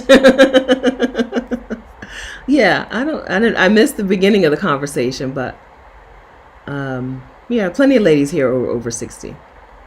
All right. So the 8 steps to rejecting Black excellence today. Stop praising exhaustion. Show your work. Practice things in public. Let people see you doing things, trying new things. Give money to people that Black excellence has pushed to the margins, right? Give your money to people that Black excellence was like, oh no, not you. You can't. You don't qualify. Number 4, stop commodifying wellness. Untether wellness and your well-being from money and from financial things. Number 5, do dumb stuff. Stop taking yourself so seriously. I don't think stop taking yourself seriously is helpful advice, right? But do dumb stuff, I think, is helpful advice.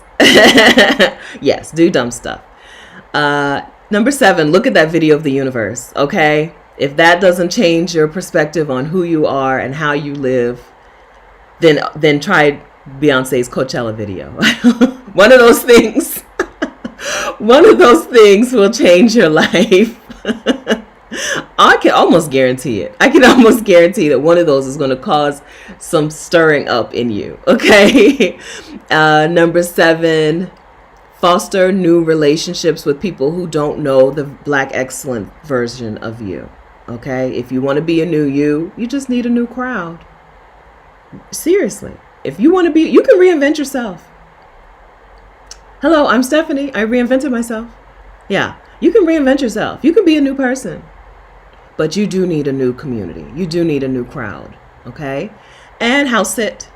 Number 8, house sit. Okay? It works. It's fun. It fits. It works in that it gives you breathing time. Okay? Remember, you don't get paid to house sit. You get free accommodation. But it gives you breathing time. Just like you can be a new person in a new crowd, you also can be a new person in a new environment. Okay. All right. Hi, Naima. Naima says, do I have any dumb stuff ideas? Let me tell you the dumb stuff that I like to do. All right. So I like Okay. I like to take, I put a lot of time and effort into selfies and videos of myself. Nobody's going to benefit from that. By dumb stuff, I just mean things that nobody else is going to benefit from. But I have some beautiful selfies on my phone. I just did one yesterday in the pool that I'll probably share on Instagram today. I'm at Vicarious on Instagram. It took me about a half an hour to record a video of me going from laying back in the pool to up in the pool and then shaking, right? I shake my hair, right? About 10 seconds of action, right? Hit record, do 10 seconds of stuff.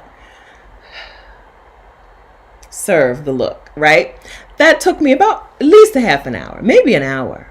Dumb stuff. An hour of me get in, hit record, lay down in the pool, get out of the pool, do like this, look at the camera, right? And then the dog, every time the dog would come and stand in front of the camera and block me, right? Do dumb stuff. Like I said, I like to watch people roller skate and hula hoop. Do dumb stuff. What do y'all do? What kind of stuff do y'all do for fun that entertains you, that doesn't benefit anybody? Okay, eye makeup, to me, dumb stuff. I like to spend time doing eye makeup, and I've added now. I think fingernails are a little different. I don't know that fingernails count as dumb stuff. I have on this particular hand, I lost my thumbnail and I lost the middle finger. So I went and had to, these are my nails. I broke them off, but I had to add on a fake middle fingernail, but the others are mine. And then this one is gone and it's not coming back, right? So I don't know if doing your nails counts as dumb stuff. Fun, just stuff that's fun that nobody benefits from. Y'all have, okay. Debbie G likes to watch Double Dutch. Fishing, I don't know. When I think of fishing, I think of feeding yourself. But if it's fun, people benefit from you fishing. You benefit from fishing. Yes, it's fun and relaxing, but I don't know that it fits in the dumb category. Just ridiculous shenanigans. I mean, seriously, ridiculous. If you take yourself seriously, you can become a competitive fisher person, right? You could become a person who also takes yourself seriously while fishing. Okay. We're looking for things where a person who takes themselves very seriously cannot take themselves seriously while doing this thing. Okay. A person who takes herself seriously cannot take herself seriously while recording a half an hour, taking an hour or, of recording herself doing this, getting out of a pool. You cannot. You cannot take yourself seriously while doing that. You can't take yourself too seriously while roller skating. Let's see. Did y'all come up with some good? Did y'all tell us play The Sims? Play The Sims. Watching dancing videos. Let's dance though. Can we dance? Is it okay can I recommend that you, instead of just watching the dancing videos, you dance along with her? Dance along with these people. Have fun. Do dumb stuff. Don't take yourself seriously. Yes. Selfies, nobody's going to benefit, but I do have some really pretty pictures of myself on my phone, right? Dumb stuff. Make music alone. Make music. Nobody's going to hear. Oh, I did write what's the latest song that I wrote? I don't know. Every now and then I will write a song and sing that song. That will be my theme song for like a month or two. Can't think of one now. Double Dutch, Professor LCH. Yeah. Yes. Momentum Mom. This question is forcing me to be honest about how little dumb stuff I do. Okay. So don't turn that into an accusation, right? It's just an opportunity. Just a chance for you to add something in. Life in the United States is built for you not to have free time. Okay, so let's normalize free time, and let's normalize free time where we do things that are really free time activities. Sometimes we fill up our free time with things for other people. Find some stuff that nobody's going to benefit from. I promise you, it's fun. Okay, it's fun. I go to Rosa, the sweet chef. I go for walks and take pictures of random flowers, trees, and scenery. Yes. Connie Perry. This is my mom. She does the same thing. Yes. My mom has, I couldn't tell you how many pictures. She'd be like, if she sees a boat, now she's into taking pictures of boats. If she sees a boat and she can't get the picture, she'll just hand me the camera. Like, I know this is what she's telling me. There's no communication needed. No words have to be passed. She just hands me the phone. We see a boat. She hands me her phone. I am to get a good picture of the boat. Thank you. Right? If she can't get it, for like if she's obstructed or whatever. Yeah, so we can find dumb stuff on YouTube videos to watch and to join in on. I hope that we will join in on the fun, the dumbness. Join in on it. Right? So yes, find something that you like watching and then get up and do it with her. Okay? If you like watching somebody hula hoop or roller skate, get up and do it with her. I said I like to watch the roller skaters, but I don't have roller skates. I'm a house sitter. I got to travel light. I can't travel with a hula hoop. Okay? I can't. But find something that you can actively do that's dumb. Hunting coyotes in the backyard? No, that's dangerous. That's dangerous. I did see a man who had groundhogs in his garden, so he decided that he was going to build a little groundhog picnic table. He put up a little video camera. He put up a security camera in his garden, and the groundhog would come and eat the vegetables right in front of the security camera. Right? So instead of the man putting down poison or traps or whatever people do, he put up a little picnic table. He built a little tiny picnic table, and that's when he found out that it was a whole family of groundhogs. And now he's got videos of groundhog families. They don't share. This is what we learned from his videos. They don't share. It doesn't matter that this is a mama and these are baby groundhogs. She doesn't share her food. Go pick your own carrots. Pull your own carrots up out of the ground, right? Do dumb stuff. So he built a tiny picnic table for the groundhogs in his garden. Do dumb stuff, okay? I do interview older women, primarily older women. I don't interview a lot of younger women because they say things like, is it too late? I'm 29 and I think I'm too old to, right? So I don't interview women. I don't know that I've ever interviewed a woman in her 20s, except for AZ. AZ, if you're here, hi AZ. She's probably the only 20-something I've ever interviewed. I interview, most of the women I interview are 50s, 60s, and 70s. Because frankly, what do I want to, listen, 20-somethings, I love y'all, but I don't want to hear y'all talk, okay? I don't want to hear it. I don't want to hear it. Y'all be saying stuff like, oh, but it's too late. Oh, but I'm too old. Oh, Jesus, shut up. Okay, so yes, I've interviewed. Okay, so you won't know it. Okay, I've interviewed women in their 70s, but you wouldn't know it to look at them. That's what rest will do for you. But I would say most of the women I've interviewed on this channel are in their 50s and 60s, if that helps you, Ayana. Yeah, them 20-somethings. Girl, Adelia and I just talked about this yesterday. Adelia interviewed me for her podcast. I'm like, girl, I can't stand here at 20-somethings. That question irritates me more than any, right? So the questions that I get all the time. Do you find hidden cameras in house sits, right? That grates on me a little bit. Because it assumes that strangers are just out to get you, right? And like is it safe for Black women to go to X country? Like those questions grate on me a little bit, but I answer them every time, right? That's part of why I'm here. But one question I just totally ignore is when the 20-somethings are in the chat talking about, I'm 28. Is it too late for me to Girl, please. Stop. I can't stand that particular question. I don't think there's any question that people ask me that grates on me more than this. I love y'all. Okay, I'm glad you're here. Okay, stop asking me that question. Okay.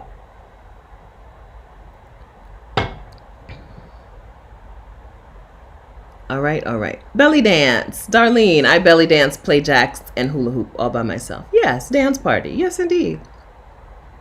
Okay, good. Twerk to K-pop. Yes. Yes, indeed. I play cards, write poems, try to write short stories, and try to tell jokes. Have fun. Okay? Things that you cannot do if you take yourself too seriously. Find some things you could not do before, right? In your old version of you when you took yourself seriously. Find those things and then do those things. Dance with my dog. Yes. Do dumb stuff. Like seriously. Stop taking we're not taking ourselves so seriously anymore. That is the pressure of Black excellence telling you that you need to always be prepared for other people's gaze. You're going to center yourself now. You're not going to center other people, their opinions. What if so and so saw me? What would so and so say? Who cares? Okay? We're not in the so and so phase of your life. We're in the you phase of your life. What do I think? What would I say? How would I respond, right? Just like I said, one of my beefs with Black excellence is that it centers the white gaze, right? We have to do things in order to be viewed as acceptable to white people. I don't care what white people have to say about me. Okay? Same with taking yourself too seriously. It centers other people's opinion of you. We don't care what other people think about us. Not like this. Not in this particular juncture. There are times when I care what other people think. I can't think of one right now. But I'm sure there are. I know there are. It's certain people. I don't know. I'm sure there are certain people.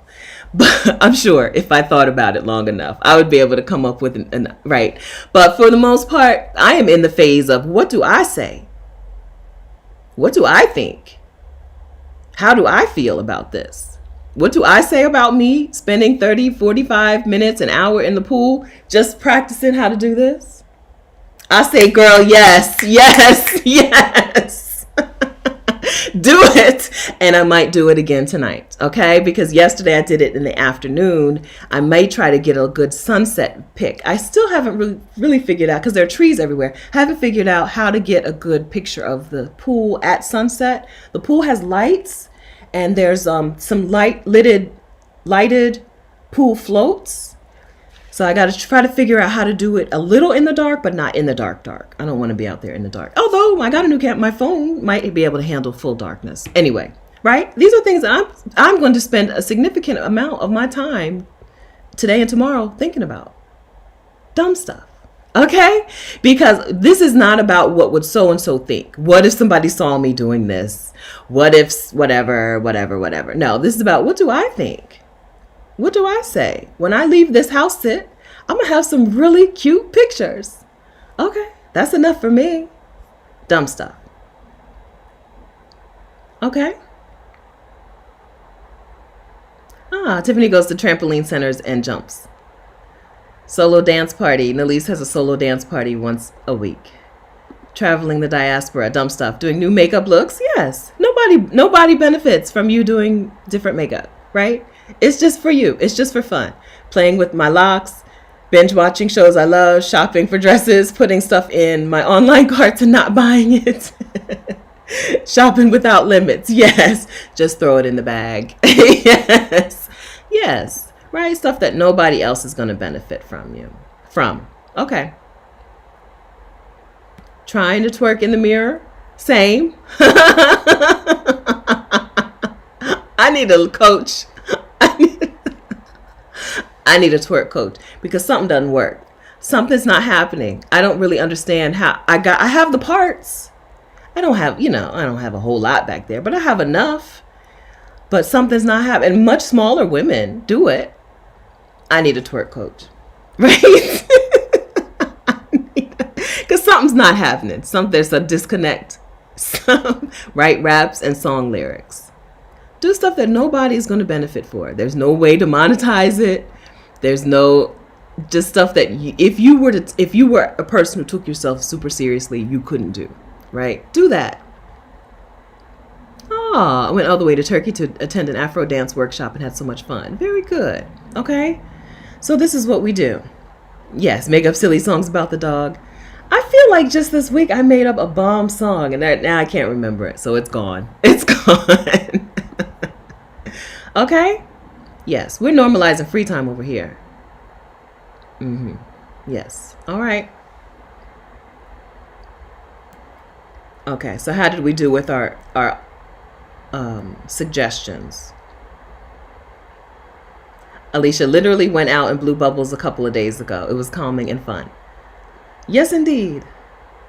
Fun is the name of the game. I'm telling you. Underappreciated. Janine's World says coloring is fun. Wild love living. Is this Jessica? Hi. I didn't know. Okay, hi. I did a post on my YouTube, a random singing moment. So liberating. Yes. All right. Okay, so we've got a good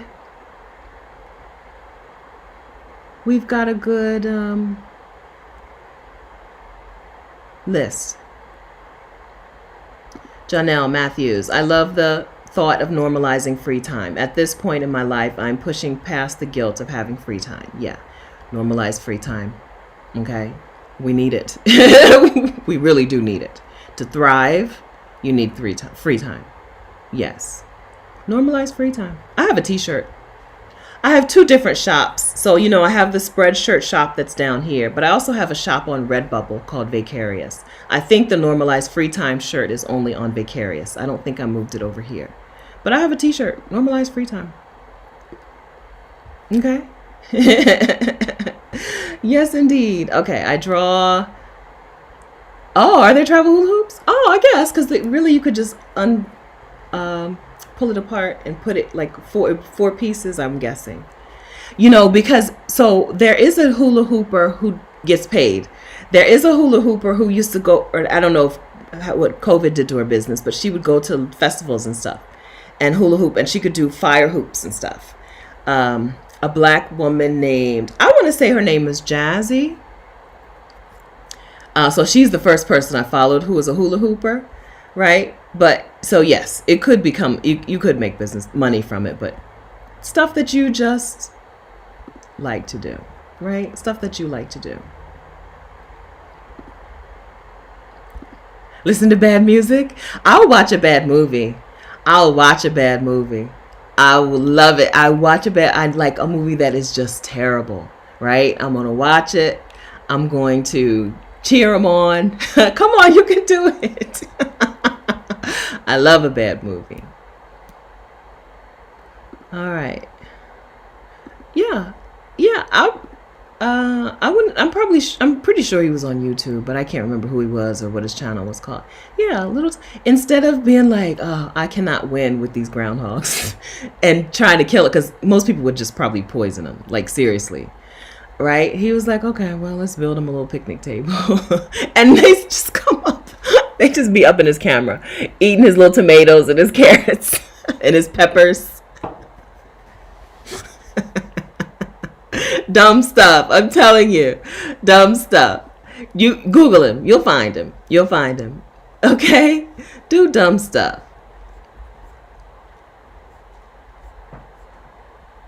He could take himself very seriously and be very stressed out about those things, because I'm telling you too much about this man. They were ruining his garden to the point that he planted them a separate garden, hoping to keep them away from his main keeping them away from his main garden. He planted them a separate patch. I don't really know how they were. I think he, because he had a fence around his main patch. He planted them a section that was not fenced in, hoping that would help them stay full enough that they would stay away from his thing. And that's where he put the little picnic table. I've spoiled it now. Okay, but it's still worth watching because it's really cute. It's really cute. Janine, my niece, and her friends crack me up when they talk. They're in their early 20s.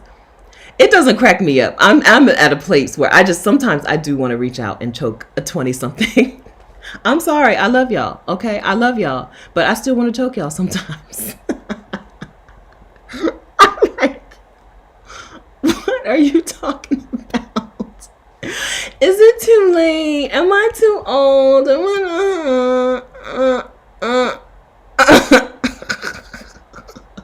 Girl, get on somewhere. If you don't get on somewhere, yes, right? Mommy Berry official. No, seriously, I'm 62. Right? Like, you will, Lord willing, you will get older. Okay? This is not the end for you. 30 is not the end for you. Okay? You're going to keep going. It's not too late. I promise you. It's not too late. I tried to come up with a list of things it's too late for. Only thing I came up with was ballet dancer, and that's only because other people decided that was too old to be a ballet dancer, but a professional ballet dancer. But you know what you could do? Start your own ballet company where you have older. So even a ballet dancer at 30, it's not too late to do anything. Okay? I hope that's the end of that. Last time I ever have to tell y'all in your 20s that it's not too late. Okay. All right. And I did see the roll call of you guys who are in your 60s raising your hands and saying, I'm in my 60s. Yeah. I knew you were here. For some reason, DM me didn't know that you were here. Or D me didn't know that y'all were here. Yes. Okay. This is a gang of Gen X and baby boomer women out living our dreams. Thank you. Thank you very much. All right, I'm swirling real quickly because I have somewhere to be. Okay, pole dancing, another good option. Ayana Lowe, I took my wig off after 50 years of feeling ashamed. Now I'm bald, happy, and free. My black excellence was in hair. How do you deal with hair and black excellence? That's a good question. So for me, well, I don't know. I happen to have gone natural at a time when not everyone, but a lot of women were going natural. So it wasn't a big deal for me. But yes to that. So the way that you deal with hair and black excellence is that you decide that you are rejecting black excellence and you don't care what their opinion is of your appearance. We reject it. We reject black excellence. We reject the idea that you need to live your life for someone else's approval, for someone else's gaze. You know, we reject it and then we do what we want. It's easy to say, it's hard to do. Okay, so I hope I'm not making people feel like if you're struggling with things, you're doing it the wrong way. Things are easy to say and hard to do. That's a thing, right? So rejecting black excellence is easy to say. It's hard to do. I think these 8 steps can walk you to it, walk you there. But it all boils down to, you know what? I'm going to live my life. This is mine. This is my life. I'm going to live my life. I'm going to be me. And I'm not going to live my life concerned about what other people have to say about me. Oh, live house sitting chat poolside tonight. Let me check the weather. I could do that, but only in Patreon. I don't want to show too much of the house on YouTube. I try not to do that. Sometimes I break my own rules. We can do that on Patreon. Patrons, last minute. I know it's last minute. They have a co-working session that ends at 6. So we could do it, and the sun goes down at...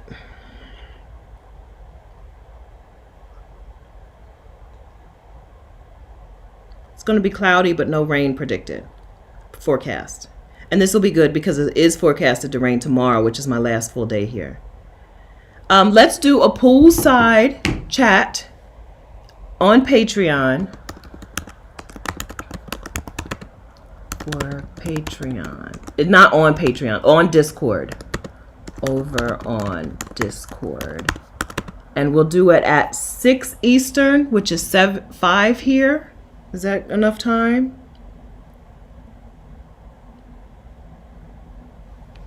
We'll do it because I think they do co-working sessions. My Patreon community does co-working sessions. What time is today's? I think today's is 5:30. So that'll give some... Who's here? Jessica, are you here? As you know, as some of you know, I let my Patreon community do what they want, right? It's for them to talk to each other mostly. And so they have a schedule that I don't keep. I can't keep that schedule. Okay, so that's what we'll do. Okay, we'll do a poolside chat for Patreon community over on Discord tonight. We'll make it 6:30 p.m. Eastern time. 6:30 p.m. Eastern time. In case their co-working session is 5:30. Poolside chat for Patreon over on Discord. Okay, and then my Patreon is Vicarious. No, it's not. It's patreon.com/Vicarious. Okay, Discord. Okay. Thank you for that, Jacqueline. If you're not part of the Patreon community, come on over. Join us there. Thank you for the idea. Okay, poolside chat. I just want to read this and make sure it says what I want it to say. Poolside chat for the Patreon, so say community, over on Discord tonight, 6:30 Eastern time. Okay, there's the link to join the Patreon. If you're already on the Patreon, you have the link to join the Discord. If you haven't, then the Discord link, once you join the Patreon, you should automatically get sent it. I need to double check that. I think so, because people join the Discord all the time. Yeah. Okay, once you join the Patreon community, you'll get the link to the Discord, okay, to join the Discord. That's what we'll do, okay? That'll be fun. Yes, Kiki was here. So Kiki's here in the chat sometimes. Yes, Kiki from the Upgrade is in her 20s, and she does get it. And Rashida just interviewed her just last week. Was that last week? I think it was just last week. Yes. All right. Okay, you don't want to join that. Okay. All right. I agree. This was wonderful. I think so too. Okay, so we're going to wrap it up. 30 minutes past when I said I needed to be done. All right. Thank you very much for hanging in here. Thank you very much for the super chats. I hope I acknowledged everyone's super chat. If I haven't, I'm sorry. Let's see. Oh no, I didn't. Oh, I'm sorry. Okay, so I know I read Ebony's. Rosa, the sweet chef. My husband and I are in the process of selling our home, closing by August, moving to Mexico as digital nomad YouTubers. You've inspired us. Great! That's wonderful. Are you going to use this same channel, Rosa, so that people can know and follow you guys? That's wonderful. Closing by August. That's next month. That's next week, girl. August. Y'all know August is next week, right? I don't know what's happening to time. That's wonderful. Congratulations. Sonia Unapologetic. Hi, Sonia. We day I have to remind myself to reject Black excellence. It's a lot easier to do when outside of the United States. Wonderful point. I can't believe we didn't bring that up yet. It's a lot easier to do outside of the United States. The United States is built on a foundation of slavery, on a foundation of you are what you do, right? And you are the work that you do. And as we said, other places don't do that. And so, yes, it is easier to reject those notions, reject those harmful ways by just leaving, right? It's easier to do it when you're not in the US, when they don't think like that, right? People don't think like that in Mexico. People don't think like that in, where have I spent significant time? The Philippines. People don't think like that. Yes, wonderful point, Sonia. And thank you very much for that super chat. Jade, thanks for constantly encouraging us to love ourselves. You're very welcome, Jade. I hope you're still here. Thank you very much for that super chat. Raven. Hello. Thanks, Raven. Clapping hands. Thanks for the super chat. I hope you're still here. Annabella, thank you very much for the super chat. I love this. As a single mom with a challenged child and a supporter of underdogs, I matter. That's cool. Yes, you matter. There are people that certain ideas push out. There are people that, there's certain movements, right, that push people to the margins when really the movement should be for them, right? Who needs rest? Who needs ease more than a single mom? Right? And so it's very important. It's easy for me to forget that people, because I'm a single person, a solo person, right? It's easy for me to forget that I have to do a better job of making it clear who I'm talking to, right? I need to say y'all's names, right? This is for the mom. This is for the woman who takes care of a parent or parents. This is for the woman who, right? This is for the woman who is traveling and moving around with disabilities. This is for, right? Sometimes I do forget that. This is for the queer woman who is rejected by, who Black excellence says, no, we don't want you. You don't belong here, right? Yeah. I think my guests, I think, do a better job than I do of being very explicit and saying, no, yeah, I do this thing. I belong to this community, or I am at these intersections. This is who I am, and this is how I fit and operate in the world. But I need to say those words too. I think so. Your DM's comment about, like, are there women over 50 here, just reminds me that I've not done a good job of saying out loud who this is for on a regular basis. Yes, it's for you, whoever you are, person, hello, friend. It's for you, okay? If you're a Black woman. It's for Black women. Yeah. I think what we think of when we say Black women is a function of what Black excellence has done to us, right? When I say it's for Black women, if you don't think it includes you, it's probably because Black excellence has decided you're not worthy of being spoken to in these kinds of conversations. But they're wrong. Okay? It's for you. Us. All right? Okay. For the fourth time. Okay, for the fourth time, goodbye. But I'm going to link to the new House Sitter Toolkit one more time. It's at housesit.vicarious.com/toolkit. housesit.vicarious.com/toolkit. Okay, that's the new House Sitter Toolkit. It's got the link to join Trusted House Sitters. It's got the letter to apply for house sits. Got some other things in there as well.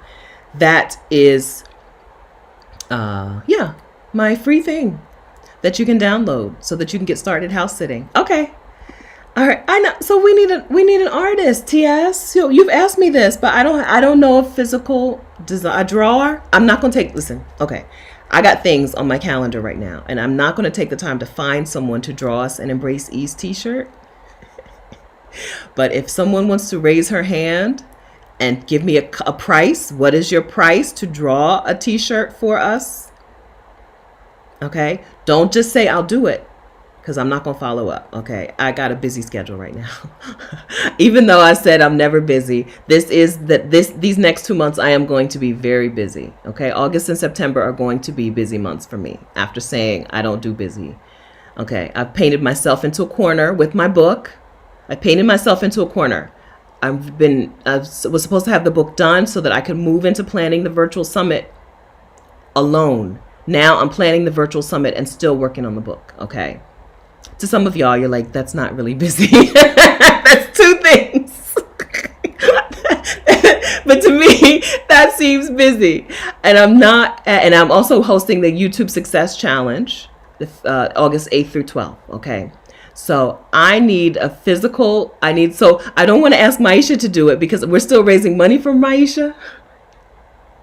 So, but I would like a physical artist, please, to say, you can buy this you can license it, buy it. I don't even know how this would work now that I think about it. You can license this design for X dollars. Okay. That's what I'm talking about. Okay. I'm not doing any work on this, but if someone wants to make a design and say, here's the price for you to put this design on t-shirts, right? Here's my licensing fee. Is that how these things even work? Email me at stephanie@vicarious.com. Other than that, we're not getting an Embrace Ease t-shirt. If it's going to require me to do any more work than that, I can't do it. But if a graphic designer or an artist wants to come up with a design and sell it to us, to me, holla at your girl. Okay? Okay. That's it. I have been asked for this Embrace Ease t-shirt, so I think we can sell it. I'm fine with it. I'm fine with things like this, but I need someone to do some work. I can't do it. I can't take the time to find a designer. I can't design it because all the t-shirts that you see in my merch shop are just words. There are no pictures. Okay. All right. Enough of that. Okay. So I don't need the design ideas. I need a design and a price. Okay. So I'm a design and a price. This is not a go back and forth over 10 emails situation. If you have designed a shirt that you think we would like, email it to me with your price, your licensing fee. Okay? I'm telling you, if it's going to require more than 2 emails, it's not going to happen. I promise you. Because I was supposed to speak at an in-person conference. I sent the original email, or the email, yes, I'm into it, blah blah blah, and it was a 3 email process. Somehow I lost the middle email, so I don't even know if I'm actually confirmed. I need to work on that this weekend too. I don't even know if I'm actually confirmed. Okay, so my lunch date is texting me. I gotta go. Okay, my lunch friend date. Okay, I gotta go. Listen, thank you. Thank you for being here. Thank you for taking good care of each other, being so kind to one another. Thank you for answering each other's questions. And for super chat money, thanks for the cash. Thanks for all of that. Okay, I'll see you again next Saturday at 10 a.m. Eastern time. Next Saturday, I'll probably be in Daytona. Okay, bye.